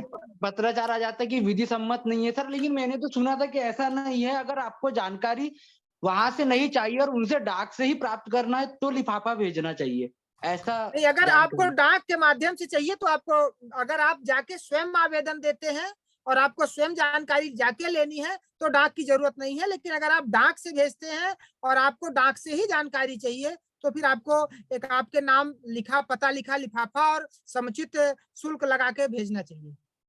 नहीं तो मैं डाक से मान लो भेजना चाह रहा हूँ, सिर्फ डाक से आवेदन, मैं उस कार्यालय में नहीं जाना चाह रहा हूँ, डाक से सिर्फ आवेदन भेज के जानकारी मांगना चाह रहा हूँ, उसके बाद मैं कार्यालय में स्वयं उपस्थित होकर जानकारी लेना चाह रहा हूँ। हाँ, तो आप उस पे एक टिप लिख दें कि मुझे डाक से जानकारी नहीं चाहिए, जानकारी बनने पर मुझे मेरे मोबाइल नंबर पे या ईमेल एड्रेस पे सूचित कर दे, मैं आके जानकारी ले लूंगा। सर मेरा एक और छोटा सा सवाल था कि जब भी हम यानी कि बहुत कम भी जानकारी मांगते हैं आरटीआई के आवेदन में, कि हमने मांग ली कि 2021-22 में कि डीजल पेट्रोल पे नगर पालिका में कितना व्यय हुआ, या फिर या रिपेयरिंग मेंटेनेंस का खर्चा है सबमिर्सल पंप की, तो सर अवलोकन के लिए जो कहा जाता है, जैसे कि हम आवेदन में सिर्फ मांगते रिकॉर्ड की प्रमाणित प्रति देवे, तो वहां से अवलोकन का पत्र आता है, तो सर ये क्या नियम में है क्या कि कम भी जानकारी मांगे या कुछ भी जैसे जानकारी मांगते तो अवलोकन के लिए बुलाने के लिए बाध्य कर सकता है कि लोक सूचना अधिकारी? नहीं, आपने जो मांगा है आप उस पे केंद्रित रहिए और आप उनको पत्र लिखिए कि हमको अवलोकन नहीं करना है, हमको आप इसकी प्रमाणित छायाप्रत दीजिए, कितने पृष्ठ की जानकारी है वो बताइए और हमसे पैसा लेके हमको जानकारी उपलब्ध कराइए। ठीक है ना सर, धन्यवाद। ब्रिजेश विश्वकर्मा जी आप प्रश्न करें। हेलो। हाँ, रोशन पाटिल जी बताइए, आप लोग जल्दी बोला करिए। हेलो। हाँ, रोशन बोलिए। यस नमस्कार। मेरी आवाज आ रही है? मेरा यह सवाल था। हेलो ब्रिजेश जी एक मिनट रुक जाइए। हाँ बोलिए रोशन जी। हाँ सर, यदि हम किसी जन माहिती अधिकारी को आरटीआई लगाते हैं, वो जन माहिती अधिकारी ने आरटीआई की जानकारी हमें 30 दिन में नहीं दी, तो क्या हम आयोग में उस जन माहिती अधिकारी के खिलाफ तकरार कर सकते हैं, क्या कंप्लेंट कर सकते हैं उसी टाइम पे? क्या बोल रहे हैं आप? यदि एक बार किसी repeat कर- किसी पीआईओ ने हमें 30 दिन के अंदर जानकारी नहीं दी तो हाँ। हम 31 दिन के बाद माहिती आयुक्त को उसकी कंप्लेंट कर सकते हैं क्या? बिल्कुल कर सकते हैं कि अगर उन्होंने 30 दिन में आपको जानकारी नहीं दी है तो धारा 18 में शिकायत कर सकते हैं कि साहब हमको इन्होंने निर्धारित समय अवधि में जानकारी नहीं उपलब्ध कराई है, इसलिए नहीं इन्होंने सर, वायलेशन किया। और वही जब फर्स्ट अपील के ऑफिसर को हम प्रथम अपील भी कर सकते हो और उसी बिल्कुल टाइम कर पे सकते हैं। प्रथम अपील आप जानकारी के लिए जानकारी के लिए आवेदन करिए और शिकायत आप पेनाल्टी के लिए कर सकते हैं कि इन्होंने आरटीआई एक्ट का वायलेशन किया है और हमको समय सीमा पे जानकारी उपलब्ध नहीं कराई। ओके, धन्यवाद सर जी, धन्यवाद धन्यवाद। ठीक है भाई, थैंक यू। हाँ ब्रिजेश विश्वकर्मा प्लीज। जी सर नमस्कार। हाँ नमस्कार। बोलिए सर मैंने एक आरटीआई लगाई थी नगर पालिका परिषद में, ठीक है, तो 6/9/2022 में लगाई थी। आज दिनांक तक उसका कोई जवाब नहीं आया है, तो मैंने प्रथम अपील के लिए अप्लाई किया। तो प्रथम अपील क्या नगर पालिका विभाग में ही लगेगी कि मतलब आयुक्त उसको भेजना पड़ेगा आयुक्त को? अब ये विभागवार सब डिसाइड रहता है। वहाँ आप कार्यालय में गए होंगे तो आपको लगा, पट्टिका नहीं लगी दिखी आपको? नहीं, हमारे यहाँ पे क्या है सर कि मैं गया था तो मैंने उनसे ये कहा कि मैंने एक आवेदन लगाया था, आज दिनांक तक उन्होंने मेरे को कोई जवाब नहीं दिया है। तो वो बोले के लगे आप वहाँ पे चले जाइए ऊपर। तो मैं वहाँ भी गया, तो वहाँ पे मेरे मित्र भी बैठे थे वहाँ पे नगर पालिका, क्योंकि छोटी सी जगह है सर यहाँ पे। तो बोले लगे यार मैंने तो यहाँ से भेज दिया है अन्न वर्षन के पास, अब उनसे तुम जानकारी ले लो। मैंने कहा मुझे है ना ऐसे जानकारी नहीं लेना, मुझे तो कागजी कार्रवाई से ही जानकारी लेना, मौखिक तौर से नहीं लेना है। तो बोले कल लगे फिर, तो मैंने कहा मैं तो प्रथम अपील करने जा रहा हूँ। तो बोले प्रथम अपील मेरी जानकारी में शायद अब संभागीय स्तर पे जो अधिकारी बैठते हैं उनको प्रथम अपीली अधिकारी बना लिया है आपके यहाँ पे। पहले तो हाँ, भोपाल पे था पर अब संभागीय स्तर पे आपके अपीली अधिकारी बैठते हैं। तो सर संभागीय में हमारे यहाँ पे फिर क्या ये क्या नाम से भोपाल ही लगेगा ना? नहीं तो भोपाल में देखिए मंत्रालय या की डिपार्टमेंट अलग विषय वस्तु होगी। आयुक्त के यहाँ आपका नगरीय प्रशासन विभाग होगा ना? जी जी जी जी जी। तो वो एक संभागीय ज्वाइंट डायरेक्टर बैठते हैं हर संभाग में, उनके यहाँ आपकी अपील लगेगी। तो ये तो मतलब ये है कि कलेक्टर उसके पास लगेंगे, कमिश्नर के पास संभागीय? ज्वाइंट डायरेक्टर होगा मेरे हिसाब से नगरीय प्रशासन का। हाँ हाँ हाँ, ज्वाइंट डायरेक्टर होगा नगरीय प्रशासन का। तो उनको प्रथम अपील कर दूं सर? उनको प्रथम। आपके यहाँ लोक सूचना अधिकारी कौन है? सीएमओ है? कौन है लोक सूचना अधिकारी? सीएमओ है, सीएमओ सर। हाँ तो फिर वो ज्वाइंट डायरेक्टर होंगे, यहाँ पे संभागीय स्तर पे बैठते होंगे उनके। तो वो मतलब मैं प्रथम अपील ये जो करना है वो करूं, और उसके साथ में जो मैंने आवेदन लगाया था उसकी संलग्न प्रति भी लगा दूं क्या? हाँ उसकी संलग्न प्रति लगानी पड़ेगी, उसकी अपील की फीस लगानी पड़ेगी। 50 रुपए मध्य प्रदेश में है तो 50 रुपए फीस लगानी पड़ेगी और तो वो सारी चीजें आप लगा सकते हैं उसके साथ। तो नहीं तो वो फीस है, तो वो फीस तो के तौर पे सर वो 50 रुपए का स्टाम्प लगाए कि ये स्टाम्प या पोस्टल ऑर्डर? स्टाम्प या पोस्टल ऑर्डर। अच्छा एक बात और है सर, हमारे यहाँ पे कई दिनों से पोस्टल ऑर्डर नहीं मिल रहे हैं, तो उसके लिए क्या करना पड़ेगा सर मुझे बताइए? अब ऑनलाइन स्टाम्प तो मिल जाते हैं ब्रजेश जी। ऑनलाइन स्टाम्प जो मिलते हैं हमारे यहाँ पे 100 रुपए का स्टाम्प 140 रुपए में दे रहे हैं अब यहाँ, बताइए। क्योंकि यहाँ हमारे यहाँ पे ट्रेजरी खत्म हो गई है, विदिशा से लगती है। क्यों शिवानंद सर? सही कह रहे हैं, सही कह रहे हैं। नहीं तो वो जो एमपी ऑनलाइन से आप डायरेक्ट करवा देते हैं। एमपी में ट्रेजरी एमपी ऑनलाइन ट्रेजरी के माध्यम से आप लोग बना सकते हैं। और इसमें जाइएगा एमपी ट्रेजरी ऑनलाइन साइबर चालान लिखिएगा तो वहाँ पे एक ऑप्शन आता है, फिर वहाँ पे जाकर के डिपार्टमेंट और रेवेन्यू वगैरह जो भी होता है उसको सेलेक्ट करके, और जो आरटीआई वाला होता है 0700 समथिंग करके और लास्ट में आरटीआई 1033 करके ऐसे आता है, तो उसको सेलेक्ट करके आप वहाँ से पे कर सकते हैं। एसबीआई का डेबिट कार्ड है और बहुत सारे पेमेंट मेथड है, तो हम लोग ज्यादातर उसी से करते हैं, तो आप कर सकते हैं ऐसे, वो भी एक तरीका है। लेकिन देखिए ना दुर्भाग्यपूर्ण कितनी बात है, कितनी दुर्भाग्यपूर्ण बात है कि भाई इस बात को हम लोगों ने ट्विटर में और पहले भी उठाया था कि ये सरकार 10 रुपए का ये बंद कर दिया। आरटीआई के लिए 10 रुपए का ज्यादातर उपयोग होता है, और आपको किसी भी मतलब रीवा के हेड पोस्ट ऑफिस में भी 10 रुपए का आपको इंडियन पोस्टल ऑर्डर नहीं मिलेगा। Indian postal order widely RTI लगाइए ना सर, लगाइए कि क्या उपलब्धता है, कहाँ कहाँ पे है और कितना आपने मंगाया, कब से नहीं है, और एक फिर इसमें PIL लगा देते हैं। हाँ ठीक है, एक्सक्यूज मी सर, बहुत सही आपने एक्सक्यूज मी सर, हाँ धनीराम जी हाँ बोले। धनीराम जी बताइए। मैंने कई बार सर इंडिया पोस्ट साइट से ऑनलाइन पोस्टल ऑर्डर भी प्राप्त किया है सर। मिल जाते हैं, ऑनलाइन भी पोस्टल ऑर्डर मिल जाते हैं। अच्छा, तो मतलब ये मैं एक अच्छी जानकारी आपने दी है। धनीराम जी, मैं पूरी तरह से सहमत हूँ। MP hello? ट्रेजरी से भी प्राप्त कर सकते हैं आप, हेलो? इंडियन पोस्टल ऑर्डर भी आप प्राप्त कर सकते हैं। आजकल तो स्टेट लेवल सर ये चालान जो एसबीआई से जो चालान बनता है, नॉन जुडिशियल वो भी कर सकते हैं, लेकिन सबसे बड़ी बात चालान ये नहीं है- लगेगा ब्रिजेश जी, चालान नहीं प्रस्तुत होगा, चालान नहीं लगेगा। आम नागरिक क्या नहीं करेगा? नहीं, जैसे गाँव कि का आपने नागरिक बोला, आपने बताया है एक जो कि गांव का ऑनलाइन नागरिक होता है आरटीआई तो अपन लगाना डेबिट चाहता है कार्ड धनीराम जी, से वो ये सब नहीं कर पाएगा सकते ना हैं। बेचारा। हाँ कर सकते, वो कर सकते हैं एमपी ऑनलाइन से, ट्रेजरी से। अच्छा, एमपी ऑनलाइन ट्रेजरी से कर सकते हैं। हाँ तो जो पेमेंट रहेगा वो अपने खाते से कट जाएगा सर, है ना? हाँ कट जाएगा। जो लोग हाँ, टेक्निकल हाँ। साउंड है वो सब कर सकते हैं, वो कोई उनके लिए दिक्कत नहीं है। लेकिन हम ये कह रहे हैं कि एक आम व्यक्ति के लिए आरटीआई की बात होती है ना, बड़े बड़े भाषण देते हैं लोग यहाँ पर आकर के, और हम सभी बात करते हैं कि निचले स्तर के व्यक्ति को जानकारी कैसे मिले, निचले स्तर तक कैसे सूचना का अधिकार पहुंचे, व्यवस्थाएं कैसे सुनिश्चित हो, अपन उसकी बात कर रहे हैं। तो वो तो पूरी तरह से फ्लॉप है। ये बात तो समझ में आ गई ना कि ना हमें स्टाम्प मिल रहा है 10 रुपए का, जी सर, मतलब, जी सर। है ना हमें आईपीओ मिल रहा है। तो अब कहाँ से फिर काम होगा? कैसे वो जो मूल भावना है वो कैसे पूरी हो पाएगी? तो ये दिक्कत की बात है। चलिए आगे बढ़ते हैं और अगला प्रश्न, हाँ अगला प्रश्न मिश्रा जी ले लेते हैं। हमको भी एक जगह निकलना था, अनुमत दे हमको भी। हाँ बस एक प्रश्न आप और ले लीजिए। नित्यानंद जी मेरा सवाल है, नित्यानंद सर। आज जो है मेरा सवाल आपको छोड़ेंगे नहीं। मेरा को अर्जेंट सवाल है सर, थोड़ा 2 मिनट देके जाइए टाइम। बोलिए। नित्यानंद जी क्वेश्चन है ना? हाँ नित्यानंद सर, मैं थोड़ा इंग्लिश में बोल रहा हूँ, क्या के लिए हिंदी मेरा उतना अच्छा नहीं है। नहीं बढ़िया है, आपकी हिंदी भी बढ़िया है। नहीं सुनिए, can deputy registrar in central information commission pass order in second appeal और related matter, if so under which section of RTI act? अरे ये तो आपने पूछा था रजिस्ट्रार। नहीं समस्या हुआ है, इसमें समस्या हुआ है, शिवानंद जी बाद में बता रहे हैं। How the deputy registrar will pass order under second appeal matters? ऐसा हुआ है, इसलिए हम पूछ रहे हैं आपसे। That is without jurisdiction.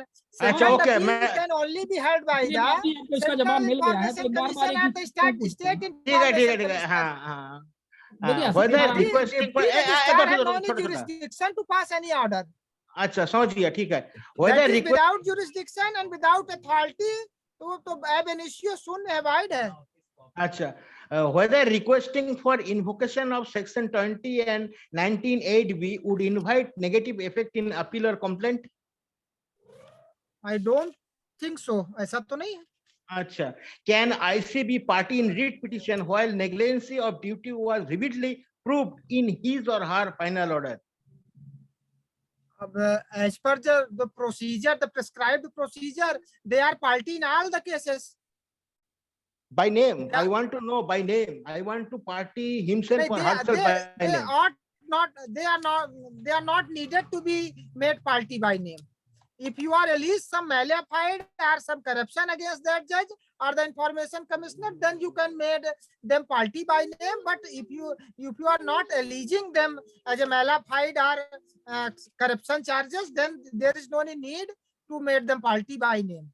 Okay sir, thank you. Okay, thank you. ठीक है, आगे बढ़े और Realme C25 का अगला और अंतिम प्रश्न लेते हैं। Realme C25 से कौन है? हेलो सर, नमस्कार सर। हाँ नमस्कार, क्या नाम है आपका? आप लोग अपना नाम लिखा दें। सर मैं आशीष कुमार बोल रहा हूँ लुधियाना से।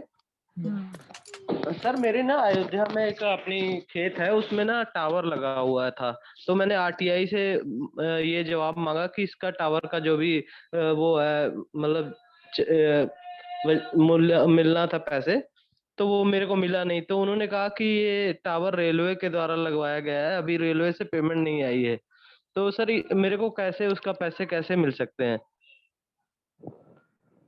रेलवे ने लगाया था, बिजली विभाग ने टावर लगाया है, मगर वो रेलवे को विद्युतीकरण करने के लिए रेलवे के लिए वो टावर लगाया गया था। वो एक एक्ट है शायद, वायरलेस एक्ट करके एक्ट है, उस एक्ट के तहत कलेक्टर कॉम्पिटेंट अथॉरिटी है मुआवजा देने के लिए, कंपनसेशन देने के लिए। तो आप कलेक्टर के पास आवेदन दे दीजिए, और अगर वहां से कोई कार्रवाई नहीं होती तो फिर आप हाई कोर्ट आ सकते हैं कि साहब हमारे प्रकरण में कोई कार्रवाई नहीं की गई है। वो एक वायरलेस एक्ट करके है, उस पे मैं समझ गया इस तरह के मामले आते हैं, बड़े बड़े टावर लगा दिए जाते हैं विद्युत सप्लाई के लिए। हाँ जी, हाँ जी, जो छोटे जिनका पेमेंट देनी थी वो दे दिया गया। जैसे अब मेरी ज्यादा पेमेंट थी 25-30 हजार के करीब में, वो नहीं दी गई। उतने बड़े जिनका 20 हजार से ऊपर पेमेंट थी वो किसी को नहीं दी कब गई। से पेंडिंग है आपका पैसा? सर 6 महीने से ज्यादा हो गया है। इस देश में 6 महीने को ज्यादा टाइम नहीं मानते दोस्त। हो जाएगा, अच्छा धैर्य रखना। अच्छा सर, मेरे साथ तो पहली बार हुआ है, चलिए, इसीलिए मैंने ठीक कहा। है, ठीक है। अगला धन्यवाद प्रश्न सर। नंदकिशोर सैनी जी चलिए, का आप है। सबका आभार, आप सबका आभार। आप मिश्रा जी एक और प्रश्न ले लीजिए। नंद किशोर सैनी जी, इनका अंतिम हैंड रेज है। नंद किशोर सैनी जी बताइए। हाँ बोलिए नंद किशोर। हाँ किशोर जी। ये आप हरिद्वार की पावन धरा से पधार रहे हैं, बताइए। जी जी सर, नमस्कार। नमस्कार, जय गंगा माई। जय गंगा माई सर, राजस्व विभाग तहसील रुड़की में गांव की कृषि भूमि से संबंधित जानकारी चाहिए थी। हाँ।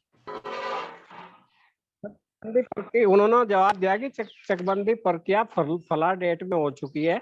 हाँ। आप अपना जो जानकारी है वो भू लेखागार, जिला भू लेखागार में जाकर वहां से जानकारी ले। उन्होंने कहा भाई हमारा कार्यालय आरटीआई एक्ट में नहीं आता है, यहाँ 1500 रुपए लगते हैं प्रमाणित प्रतिलिपि लेने के। तुमने कब की लगाई सटक तो भाई ने? ये धनीराम जी को म्यूट कर दीजिए। धनीराम जी आपको बहुत डांट पड़ रही है, ठीक है ना, ये सबको पता नहीं चलनी चाहिए।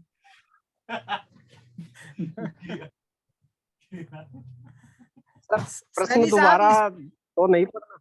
मैं आपका विषय समझ गया। देखिए, ऐसा है कि इस पे कंट्राडिक्टरी जजमेंट है। कई बार कोर्ट ने ये भी कहा है कि जहाँ पे आरटीआई, जहाँ पे सर्टिफाइड कॉपी देने की एक अलग से व्यवस्था है, तो आपको उसी व्यवस्था के तहत आवेदन देना पड़ेगा सर्टिफाइड कॉपी प्राप्त करने के लिए।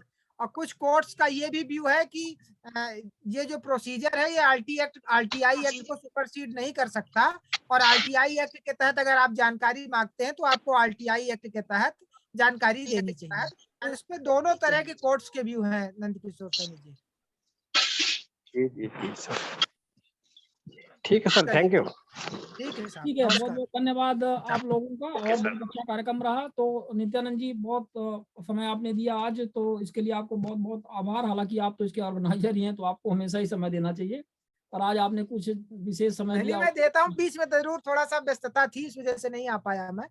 तो 3-4 मीटिंग से मैं नहीं आ पाया, उसके लिए मैं क्षमा चाहता हूँ। कोई बात नहीं है। और आत्मदीप सर भी हमारे बीच में हमेशा ही आते, उन्होंने बहुत महत्वपूर्ण अपने समय दिए, अच्छा वक्तव्य रहा, उनको बहुत बहुत आभार और धन्यवाद। देवेंद्र जी और वीरेंद्र जी और सभी हमारे साथी।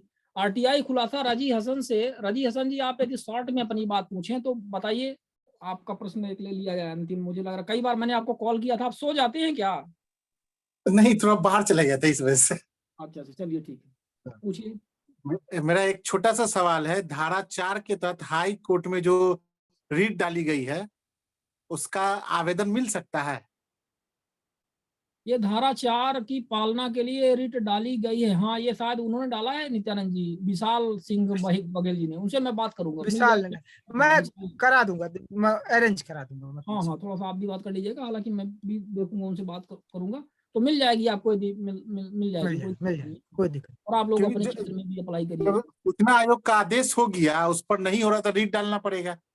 हाँ, वही तो किया, हमारे में आदेश ही तो किया था। सूचना आयोग ने आदेश किया, एक नित्यानंद जी ने डाला, सूचना आयोग ने आदेश किया कि त्रिस्तरीय पंचायत के प्रतिनिधियों की चल अचल संपत्ति का ब्यौरा, सार पत्र, शपथ पत्र साझा करिए। वो नहीं किया तो उसके लिए हाई कोर्ट जाना पड़ा। धारा 4 का पालना करवाने के लिए हाई कोर्ट जाना पड़ा। वो बात अलग है कि एक जिले में हम लोगों ने उस समय करवा लिया था, क्योंकि एक अच्छे कलेक्टर भी थे, और वो डिपेंड करता है एक्चुअली प्रशासनिक अधिकारी पर भी डिपेंड करता है। जब कोई प्रशासनिक अधिकारी है, आपकी मतलब समझता है चीजों को, नियम कायदों की कदर करता है, जानता है कि किस चीज का क्या इंपॉर्टेंस है, तो वो हो जाता है, दनादन काम हो जाते हैं। मतलब आप लेकर के खड़े नहीं हुए कि उन्होंने वो इंतजार करते रहते हैं कि आप बहुत अच्छा आप लेकर के आ गए, तो बहुत अच्छी चीज है, वो रोक कर देते हैं। और ऐसे ऐसे अधिकारी होते हैं प्रशासनिक कि वो पॉलिटिकली मोटिवेटेड होते हैं, और तमाम से वही घिसे पीटे राजस्व टाइप के होते हैं। अब उनके लिए तो आप चाहे मूड़ पटक करके जान दे दो, वहां पर अपना सर पटक करके पत्थर में, तो ऐसे ऐसे लोग होते हैं, तो क्या करोगे? तो वो तो लड़ाई फिर वहीं से चालू हुई थी, फिर कोर्ट जाओ, फिर कोर्ट का अवमानना, फिर उधर आदेश, फिर उधर आदेश, और आदेश पर आदेश, तो 2 साल 4 साल 10 साल और चलता रहता है इसी तरह से। तो उम्मीद करते हैं कि अच्छे प्रशासनिक अधिकारी आएंगे, थोड़ा दिमाग उनका भी सही रहेगा, धुल करके दिमाग आएंगे, जानेंगे कि भाई हम किस सदी में प्रवेश कर गए हैं और किस तरह से हमें देश चलाना चाहिए, प्रशासन चलाना चाहिए, व्यवस्थाएं चलाना चाहिए, लोगों की डिमांड क्या है, मांगे क्या है, हमारा देश कैसा होना चाहिए। आखिर इन प्रशासनिक अधिकारियों को ये भी समझ में आना चाहिए कि आम जनता जिसका आप शोषण कर रहे हो, तो कहीं ना कहीं आपके बच्चे, आपके नाती पोते, वो भी तो कभी उसके नागरिक होंगे। और जरूरी नहीं कि आज आप एक IAS ऑफिसर बन गए हो, IPS बन गए हो, तो आपके बच्चे भी इसी तरह से IAS IPS ऑफिसर बने। बहुत सारे लोगों के कोरेक्सी और डकैत किस्म के बन जाते हैं और पता चला जेल में बंद रहते हैं। तो मतलब क्या है, ये जो पाप कर्म ज्यादातर लोग कर देते हैं, उसी का खामियाजा इनको भुगतना पड़ता है। और इससे दिक्कत ये होती है कि पूरा का पूरा सिस्टम एक हम जो लिगेसी छोड़ना चाहते हैं अपने देश वालों के लिए, हमारे नागरिकों के लिए, जो हम एक लिगेसी छोड़ना चाहते हैं, वो कुछ और लिगेसी मिल रही है। और इन्हीं करप्ट लोगों की वजह से ऐसा हो रहा है, जो कुछ करप्ट ऐसे लोग हैं जिनकी वजह से सब दिक्कत हो रही है। तो काफी चिंताजनक है और इनको सबको सोचना चाहिए हमें, हमारे ख्याल से। अब IAS IPS ऑफिसर्स को आप नहीं समझा सकते क्योंकि इतने टैलेंटेड होते हैं, देश के ब्रेन होते हैं, और यदि वो इतने भ्रष्ट हो गए तो फिर उनका क्या समाधान है? उनका क्या समाधान निकालो? कोर्ट ही समाधान निकाल सकता है। और कोर्ट क्या करेगा? कोर्ट ऑर्डर देगा ज्यादा से ज्यादा, पालना तो उन्हीं को करनी है।